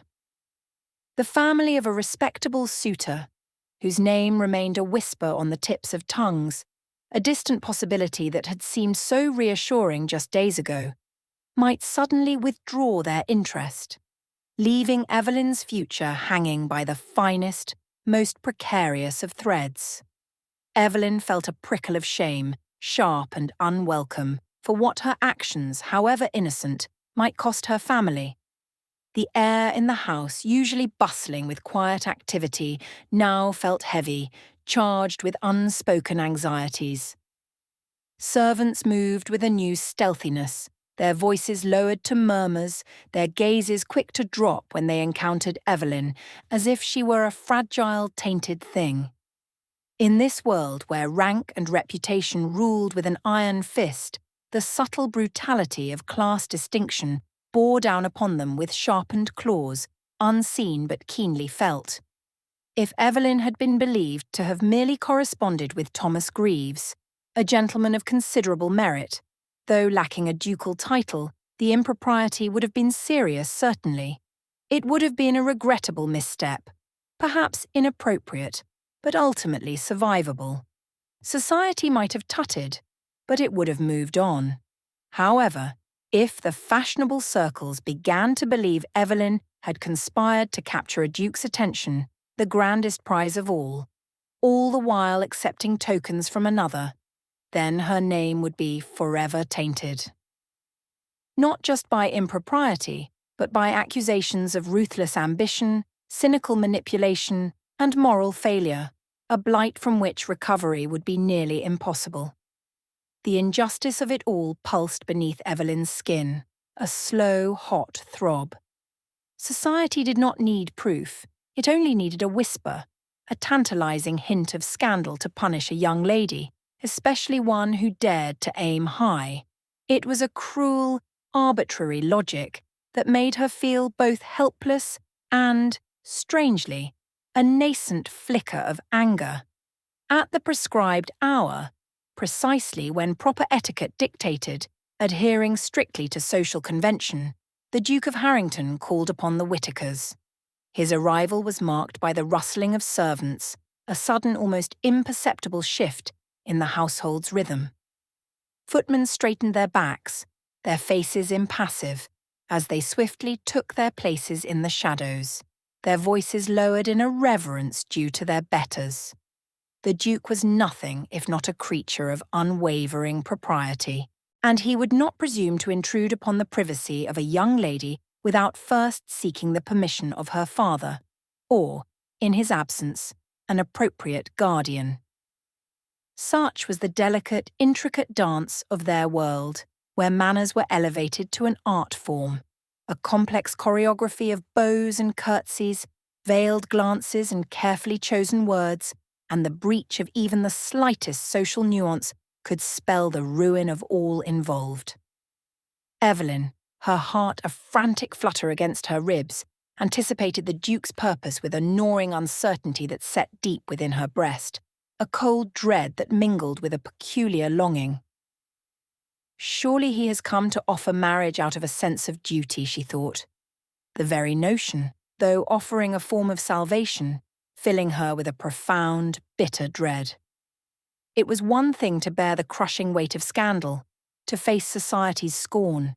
It was altogether another to become an obligation, a burden to be shouldered, an act of charity rather than of genuine affection or love. The thought twisted painfully in her mind, a sharp, insidious splinter making her feel small, insignificant, and, worst of all, utterly unlovable. She did not want to be rescued by pity or honour alone. The very air in the drawing room seemed to thicken, pressing in on her, making each breath feel shallow. Moments later, as if the heavens had conspired to deepen her turmoil and test her resolve, Thomas Greaves made his own, unexpected entrance. He looked dishevelled, his cravat slightly askew, his hair a little wild around his temples, his usual composure completely abandoned. Bewildered and breathless, he rushed into the drawing room, his eyes wide with an almost desperate sincerity, and stood before her, confession gathering at his lips, a tangible weight in the air between them. "Evelyn," he began, his voice ragged with an earnestness that both unsettled and, despite her turmoil, intrigued her. "I must speak the truth, the whole truth, without further delay. It was I who sent the roses. They were meant for you alone." His confession hung suspended in the air, fragile and trembling, like a breath held too long. "I admired you deeply, profoundly, Evelyn, but I lacked the courage to sign my name, to make my affections known openly. I never wished any harm to befall you, I swear it, but my silence allowed others to misinterpret our connection, to twist it into something ugly." A wave of profound shock crashed over Evelyn, an invisible force that knocked the wind from her lungs, leaving her momentarily bereft of any coherent thought. The humiliation burned like a searing fire beneath her skin, a blush that she felt from her décolletage to her hairline.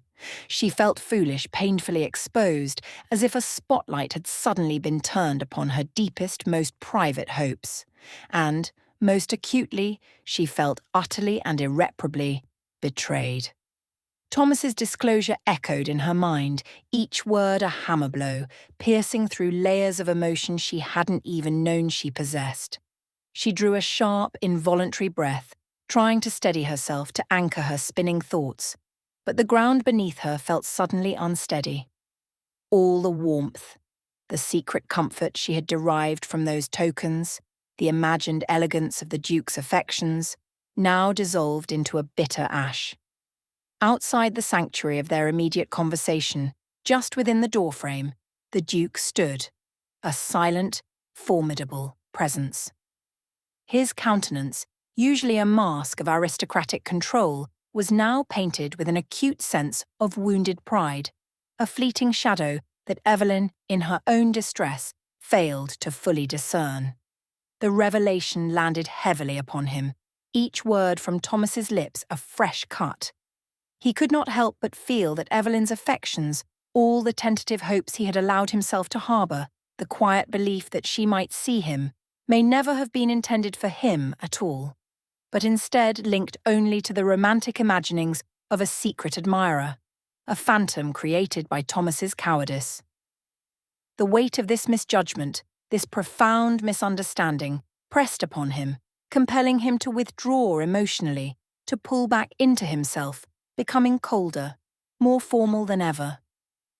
This sudden deliberate emotional distance, subtle as it was, Evelyn misread entirely, interpreting it as relief, a palpable sense of gladness at his escape from any perceived obligation to her.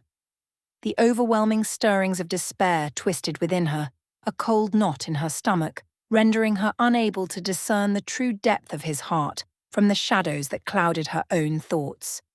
With a surge of fervent emotion, Thomas, still breathless with his confession, took a determined step closer, his gaze earnest and penetrating, fixed solely on Evelyn. "Evelyn," he declared, his voice trembling slightly but firm in its intent, "I wish to offer for your hand, to make amends for the damage I have caused, to repair this dreadful situation." The words poured forth with all the sincerity he could muster, a desperate plea for redemption.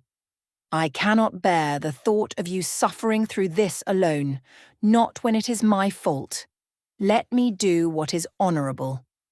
Yet, internally, Evelyn recoiled from the offer, a chill replacing the burning humiliation. She knew, with a certainty that settled deep in her bones, that marrying Thomas was not the answer. It was a remedy that wouldn't fully remedy the scandal, but rather complicate it further. For society, in its relentless pursuit of drama, had already dangled the spectre of the Duke, irrevocably intertwined with her fate.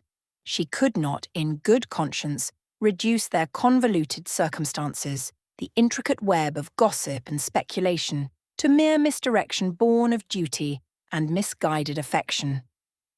Her heart did not stir for Thomas in that way, and his offer, while undeniably earnest, felt too much like an attempt to put a small, respectable bandage on a gaping ducal wound. It would, she realised with a fresh wave of dismay, only confirm society's cruelest interpretations, that she was indeed a woman of questionable motives, willing to settle for a respectable gentleman after failing to secure a duke. In a private drawing room, away from the disarray of emotions and the watchful eyes of the household, the Duke confronted Thomas with a gravity befitting their station. The air in the room, usually pleasant with the scent of polished wood and old books, now felt thick with unspoken tension. Beneath the veneer of formal expectations, a clash of pride and vulnerability sparked, an almost palpable heat between the two men. "Love without the courage to reveal oneself," the Duke intoned, his voice low, steady, despite the tumult that raged within him. "Becomes a selfish act, Thomas. It places an unbearable burden upon the object of one's affections, exposing them to peril while one remains safely hidden." His eyes, usually cool and discerning, held a flicker of something akin to pain, or perhaps anger barely leashed. Thomas's response was direct, his pulse quickening with a surge of indignation, his face flushing. He gripped his hands, white-knuckled, behind his back. "You speak of courage, Your Grace, yet you move through the world cloaked in the impenetrable security of title and wealth." He pointedly met the Duke's gaze, a flash of defiance igniting within him, a spark in the darkness. "Men like myself, gentlemen of respectable rank, are bound to conceal our hopes and aspirations, to conduct our affections in secret, precisely because we cannot openly compete with a duke. How can one hope to win a lady's heart when such a formidable shadow falls across one's path?" This exchange, stark and unvarnished, laid bare the raw tension of class that underpinned their society. Thomas, near enough to the aristocracy to navigate their social circles, to desire their prizes, was always acutely aware of the vast, unbridgeable gulf that yawned between their respective ranks. While both men possessed their merits, Thomas his earnestness, the Duke his formidable intellect and honour, it was an unspoken truth that Thomas would always remain at a distinct disadvantage due to his birth, a constraint that tightened the relationship between them in unseen, insidious ways. Neither man was entirely wrong in his assessment. The Duke indeed possessed a privilege Thomas lacked, a power that shielded him from many of the anxieties that plagued lesser gentlemen. Yet, Thomas's insecurity, while understandable, did not excuse the profound harm wrought by his secrecy.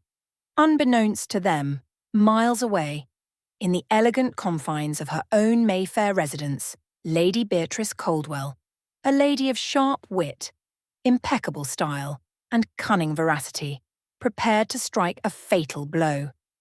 Her weapon was not open rage, but timing, implication, and the tongue's insatiable appetite for scandal. She circulated whispers, her voice a silken murmur with calculated precision, alluding to an unverifiable claim, yet one she intended to make irrefutable: that she possessed damning evidence that Evelyn had pursued the Duke improperly, with unladylike aggression and blatant ambition, and that the Duke years prior had ruined the languishing reputation of Miss Arabella Vane. Casting her aside without a second thought, she had already begun to let it be known through private channels, through servants' gossip and discreet notes, that she intended to reveal this treasonous information at the upcoming Grand Assembly, an event that promised to draw the very eyes of society's elite, a public gathering with enough social weight to make the threat devastating, impossible to ignore. Evelyn could sense the silken threads of her future fraying before her very eyes, each whisper like a tiny, insidious snip. She stood, caught between the unyielding grip of decorum, the stifling expectations of her sex and station, and the desperate rising need to protect herself and, surprisingly, the Duke from the malicious intent that surrounded them. Her heart pounded fiercely against her ribs, a frantic drumbeat of dread, presenting her with a dire choice: to remain silent, to preserve what little dignity she had left, and hope the scandal would eventually fade into the background, or to cast aside the shackles of propriety, to behave in a way no proper young lady should, and expose the truth behind the Duke's old scandal. Doing so would mean speaking publicly, challenging powerful people, and enduring the inevitable crushing judgment of society. In that moment, she began to wrestle with the weighty knowledge that doing nothing might indeed protect her own societal respectability, but the cost of silence, the weight of allowing such injustice to stand unchallenged, pressed grave upon her soul. A profound sense of shame mingled with a fierce, quiet resolve. In the ensuing turmoil, amidst the chilling whispers and the crushing weight of expectation, a flicker of hope ignited within her deepest yearning. It was a fragile, almost imperceptible spark, but it was there. She discovered, through whispered channels, a discreetly placed letter from an old governess, a hushed conversation with a sympathetic clergyman's wife, hints brushed lightly against her skin like soft, encouraging feathers, that Miss Arabella Vane was, against all odds, alive, respectable, and, crucially, willing to speak the truth. The thread of opportunity unfurled, a slender glistening lifeline tethered to the promise of redemption for the Duke. But only if Evelyn could convey word of this finding to him, only if she could act with swiftness and cunning, before Lady Beatrice's wicked, calculating hand could seal their fates in the crucible of public scandal. As the urgency of that revelation settled in her heart, a cold, hard knot of determination forming in her breast, Evelyn resolved to act quickly, to move with a purpose she had not known she possessed. She now grasped the means to potentially save the Duke, to clear his name, to unravel the cruel fabrication.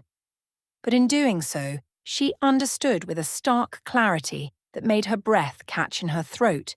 She might plunge herself into a whirlwind of societal ruin, a maelstrom that would forever alter the very essence of who she was. A lady at the precipice of an impossible choice, where her actions, however noble, would unavoidably shape the unforgiving contours of her future. Thus, she steeled herself against the profound uncertainty of the path ahead, the fear a cold hand on her heart, for in the fragile, ruthless dance of reputation, the price of silence became ever more demanding. The grand ballroom was a dazzling spectacle on that fateful evening of the closing assembly, its crystal chandeliers dangling precariously above like 1,000 twinkling stars, each catching the candlelight and scattering it across the vast vaulted ceiling. The intricate patterns of the polished marble floor shimmered beneath her slippers, a cool, smooth expanse reflecting the warm glow of hundreds of candles, creating an atmosphere of romantic allure that belied the chilling reality of social scrutiny. A small orchestra tucked away in a velvet-draped alcove languidly plucked at their instruments, their soft melodies weaving a tapestry of delicate sound, a prelude to the drama Evelyn knew was about to unfold. This musical anticipation mirrored the tension coiling within Lady Evelyn Whittaker's own heart, a drumbeat of dread muffled only by the rustle of silk. She could feel the prickling sensation of countless eyes, sharp and curious, drifting toward her like invisible barbs as she entered the hall. Her gown of soft lavender chiffon flowed around her form like a gentle cloud, hinting at an effortless grace that was a stark contrast to the tumultuous emotions churning beneath her composed exterior. Each step was a deliberate act of courage, her senses alive to the subtle shifts in the air, the faint scent of beeswax and expensive perfume, the distant clinking of glasses. Evelyn's heart, a frantic hummingbird, hammered against her ribs as she moved deeper into the glittering throng, a cold dread festering at the edges of her steely resolve. Ever since the insidious rumours had spread like a toxic vapour through the ton, culminating in whispers of scandal and disgrace surrounding her name, this moment had haunted her waking thoughts and invaded her dreams, leaving her breathless and anxious. She felt a shiver trace its way down her spine, a silent premonition, knowing that Lady Beatrice Coldwell lurked somewhere within the glittering crowd, her presence as stifling and oppressive as a humid summer heatwave, a predatory, venomous glint in her eyes. Evelyn tightened her grip upon the delicate folds of her fan, the lacework prickling sharply against her clammy palm, a tiny physical reassurance against the invisible onslaught she knew was coming. The damning evidence concerning Miss Arabella Vane, a folded letter heavy with truth, lay hidden within her reticule, a burden that felt simultaneously a promise of salvation and a threat of utter ruin, its use a gamble that could either vindicate her or shatter her reputation irrevocably.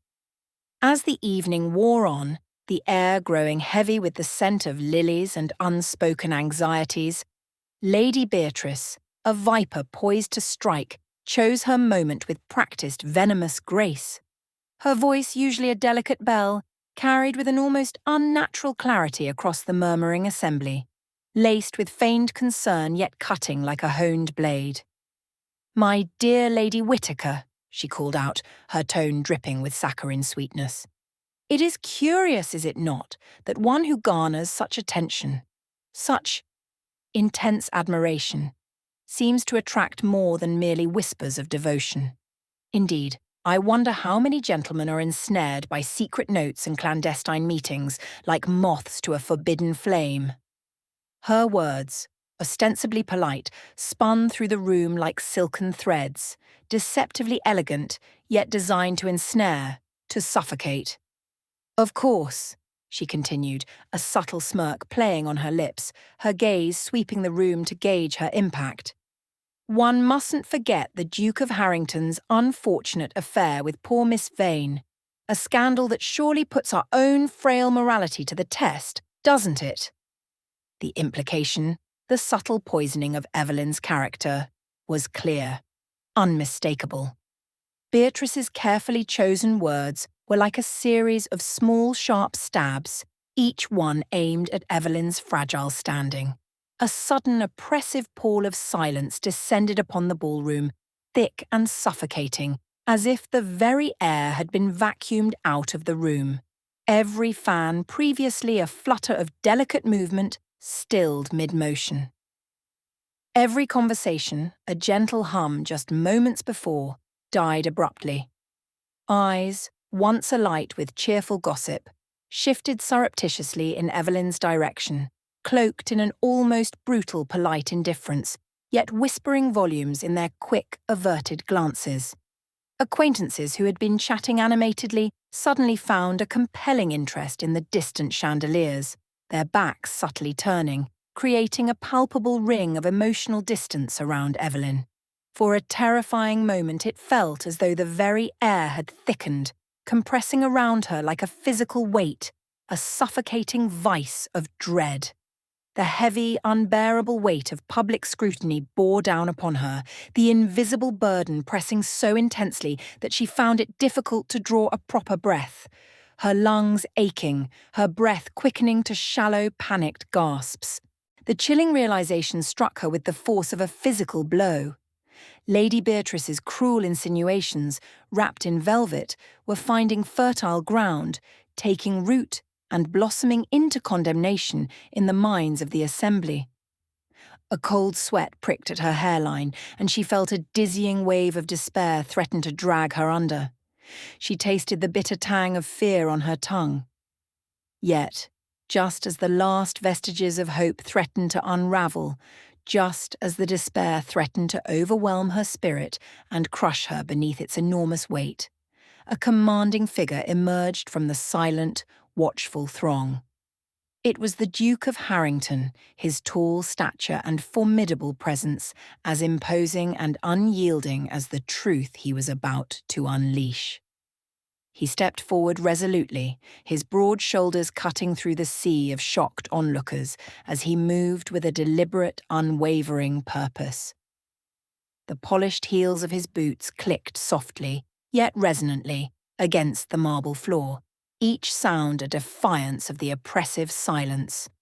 His mere presence radiated an unwavering confidence, a quiet, magnetic authority that stilled the last, lingering murmurs rippling through the assembly. And his gaze, when it finally found Evelyn, was fixed solely and intensely upon her, a profound connection that seemed to pull her from the abyss, unfurling a warmth that enveloped her shivering heart and brought a fragile, flickering hope. "My lord, what boldness is this?" Lady Beatrice's voice, though still laced with her usual cutting edge, betrayed a hint of strain, her carefully constructed smile wavering at the corners as she attempted to regain the upper hand, to reassert her control over the swiftly shifting social tides. Yet, Harrington appeared wholly unruffled, his expression calm, almost serene, a sharp contrast to the turmoil of the room. He took a deliberate breath, his chest expanding under his impeccably tailored coat, and regarded the assembly with a quiet, profound solemnity. The silence in the ballroom deepened, becoming almost sacred. "It is perhaps time to clarify the matters that have led to this unfortunate discourse," he began, his voice steady and resonant, commanding attention without raising its volume, each word a stone dropped into a still pond, creating widening ripples of comprehension. "For far too long, I have allowed society to hold me accountable for a past that never truly belonged to me, allowing gossip and speculation to paint a false portrait of events. I have spent years allowing society to think me heartless, aloof, unfeeling, but," he paused, his gaze heavy with intent, once again finding Evelyn's, a profound depth of feeling shining in his eyes, "I will not allow it to think me indifferent to you." The words were a quiet thunderclap, echoing in the sudden charged silence of the room. The room fell into a palpable silence, even more profound than before, as if every breath, every heartbeat, every rustle of silk was stolen from the assembled crowd. A collective gasp, barely audible, rippled through the onlookers. "The disgrace surrounding Miss Arabella Vane," he continued, his voice resonating with an unshakable conviction, "was never what it seemed, nor was she ever truly disgraced. I took responsibility for her plight, a public burden I willingly bore, to protect her from a far greater, more ruinous scandal, and ensured her safety and future at great personal cost. A sacrifice I made without regret." His gaze swept over the stunned faces in the room, then returned to Evelyn. "Lady Whittaker's involvement in this matter has been nothing but honourable, marked by compassion and integrity, and I will not allow her good name to be tarnished by insinuations that lack substance, that are born of malice and falsehood." The Duke's words, each one carefully chosen and imbued with the weight of years of unspoken truth, sliced through the tension like a keen blade, severing the threads of Lady Beatrice's carefully woven deception. For a moment, a wave of bewilderment shimmered in the air, a collective uncertainty. The social snare, however, though weakened, still held, and it remained to be seen whether the assembly, so accustomed to gossip and innuendo, would truly ferret out Lady Beatrice's treachery and accept the stark truth.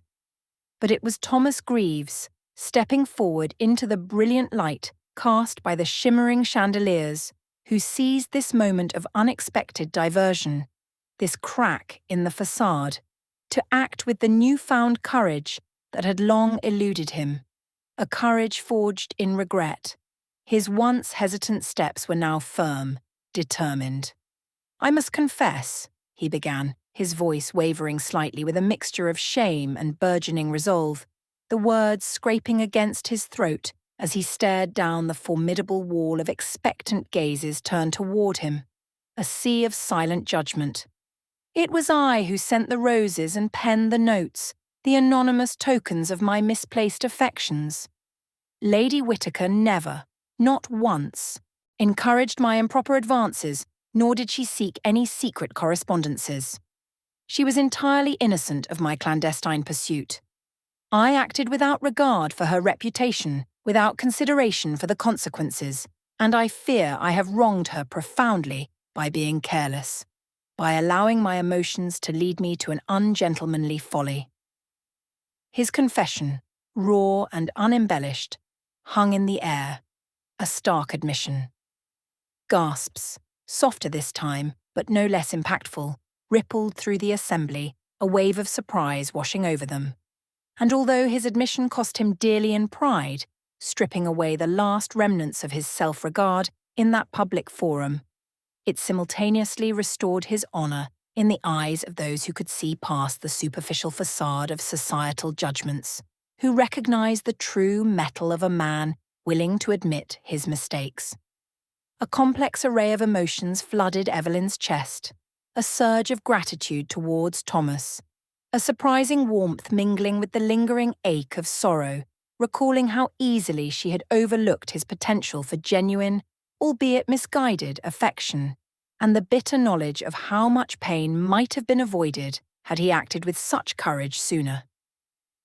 In that profound moment, a figure, small but resolute, emerged from the gathering shadows at the edge of the assembly, a woman whose name had been spoken only in hushed, speculative tones for years, and it was none other than Miss Arabella Vane herself. She stood, composed and respectable in a simple but elegant gown, her face pale but her expression serene, radiating a quiet dignity that silenced the last whispers of curiosity. She nodded subtly to a distinguished gentleman, a family solicitor who held a sealed letter in hand, ready to confirm the truth of Harrington's innocence and, by extension, the untarnished merits of Evelyn's character. "I've come to speak today." Arabella's voice was clear, though softly modulated, carrying to every corner of the room. "On behalf of my own honour, and that of the Duke of Harrington. He has been unjustly maligned for years, having chosen to shield me from a profound tragedy, a circumstance far more complex than society could comprehend, and it is time, at long last, to bring forth the truth of our past, to set the record straight." Her testimony, delivered without a hint of embellishment or self-pity, was calm, dignified, and utterly convincing, framing the Duke's intentions in a light far removed from the wickedness that had been attributed to him, revealing his quiet sacrifice and immense integrity. The once eager, almost bloodthirsty anticipation of the crowd began to shift. Slowly, imperceptibly at first, then with increasing momentum. Lingering glances of sympathy, tinged with a dawning understanding, were now directed towards Evelyn, who, though still at the centre of the maelstrom, now found herself surrounded by a protective eddy. With this powerful revelation, Lady Beatrice's carefully orchestrated machinations were laid bare, exposed as a cruel and calculating manipulation. The air in the ballroom, once thick with suspicion, now vibrated with a sense of collective condemnation, not against Evelyn, but against the heartless schemer who had so cruelly attempted to manipulate them all for her own malicious amusement. Swiftly, inexorably, a profound shift began to occur. The murmurs that had once buzzed around Lady Beatrice, whispers of admiration and envy, now morphed into murmurs of discontent, a faint but growing hum of disapproval. The glares she had so expertly deflected, the subtle slights she had so deftly dished out, now turned like a tide of rising water, full of disdain, against her. A curtsy she offered, a gesture of social appeasement, was met with icy coldness instead of recognition. Her hand left unclutched. Within a matter of chilling moments, the signs of her social rejection became undeniably clear. Acquaintances, sensing the shift in the social wind, subtly shifted away, creating a wider berth around her, their faces impassive. Glances were furtively exchanged, pregnant with meaning, as chasms grew wide and visible between Lady Beatrice and the others who had once clung to her with such unabashed adoration, now seeing her true venomous nature. The chill in the air around her was palpable, an invisible shroud.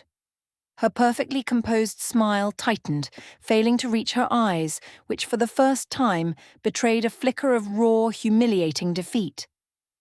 She could feel the stares, the whispers, the cold, silent judgment, like 1,000 tiny needles pricking her skin.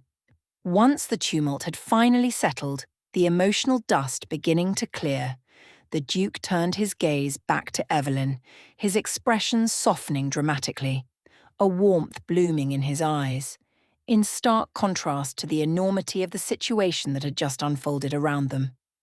His presence, once so commanding, now held a tender quality. "Lady Whittaker," he began, his voice deeper now, richer, the impeccable propriety of his tone lending immense weight to his fervent plea, making it a solemn public vow. "Now that the truth is unmasked, laid bare for all to see, and justice, however belated, has been served, may I have the profound honour of openly courting you."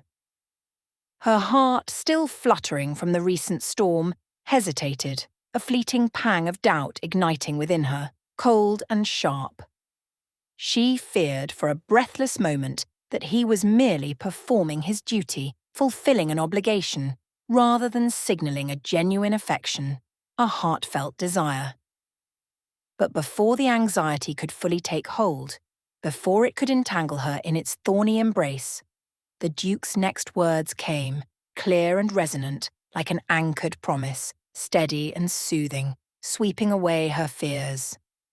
"I choose you," he declared, his gaze unwavering, encompassing her completely, "because you saw truth amidst the lies, because you possess the clarity of spirit to discern it, and because of the profound courage you displayed when the easier path, the path of least resistance, would have been silence, a comfortable retreat from such an onslaught."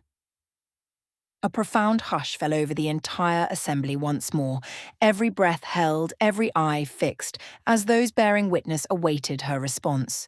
The weight of so many gazes was immense, but Evelyn, buoyed by his words, by the steadfast light in his eyes, found strength. She drew a deep, fortifying breath, inhaling the cool air that had suddenly, miraculously, turned warm with the intoxicating promise of possibility.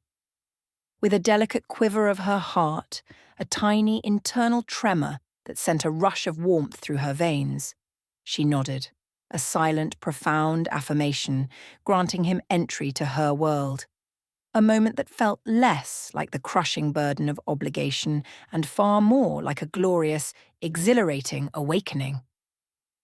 Then, turning gracefully from the assembly, which now buzzed with a mixture of relief and awed comprehension, Thomas approached. His face, though pale, held an expression of profound sincerity, his eyes reflecting a quiet regret, but also a newfound peace. He clasped her hands within his touch gentle, firm.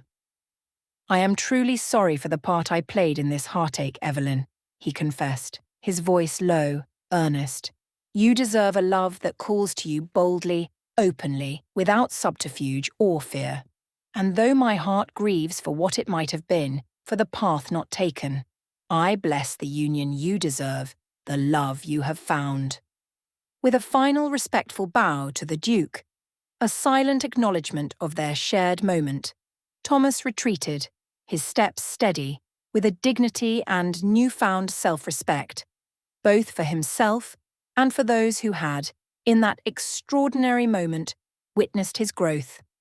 As the assembly gradually dispersed, their whispers now carrying a tone of admiration and wonder, Evelyn found herself drawn, almost instinctively, into the quiet sanctuary of the garden beyond the ballroom's opulent, glittering facade. It was an intimate space where the soft hues of twilight mingled with the gentle, earthy fragrance of blooming roses, the cool evening air a balm to her flushed cheeks.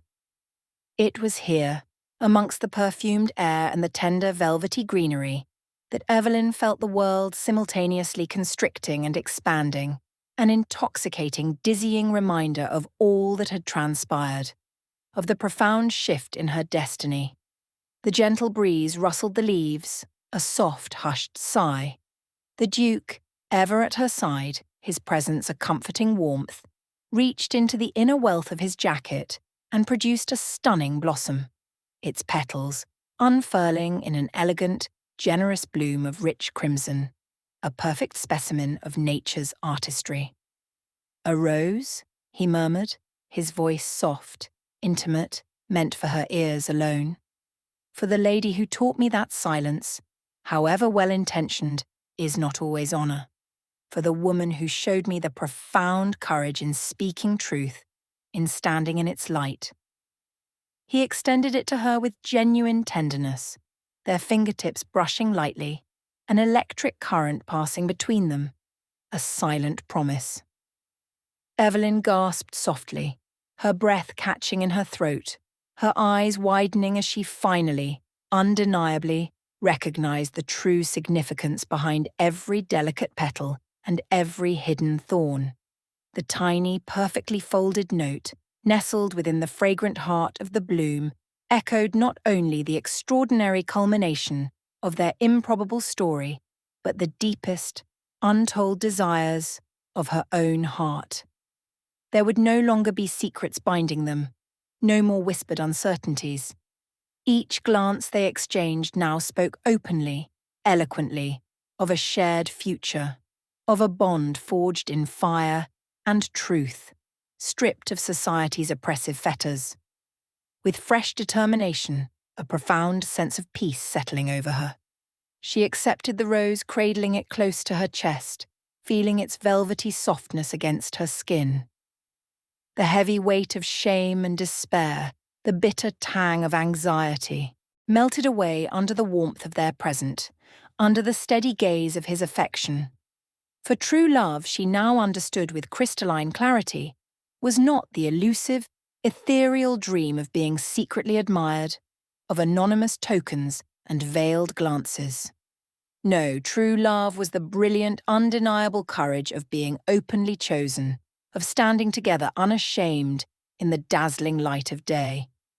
And in that garden, surrounded by the gentle sway of blossoms, under the silent watching stars, Evelyn found not merely the possibility of love, but its affirmation, profound and undeniable, at long last, standing beside the man who had chosen her, completely and wholeheartedly amid the chaos and triumph of their entwined fates. Thank you for listening to The Duke's Secret Rose. I hope you'll stay with us for more romantic tales. Here on this channel, we believe every love story carries a little mystery, a little longing, and the promise that even the quietest hearts may one day be openly chosen. If you enjoyed this audiobook, please consider liking, subscribing, and sharing it with someone who loves romance, longing glances, and happily ever afters. Until our next story, may your days be gentle, your heart be hopeful, and may love always find the courage to speak its name.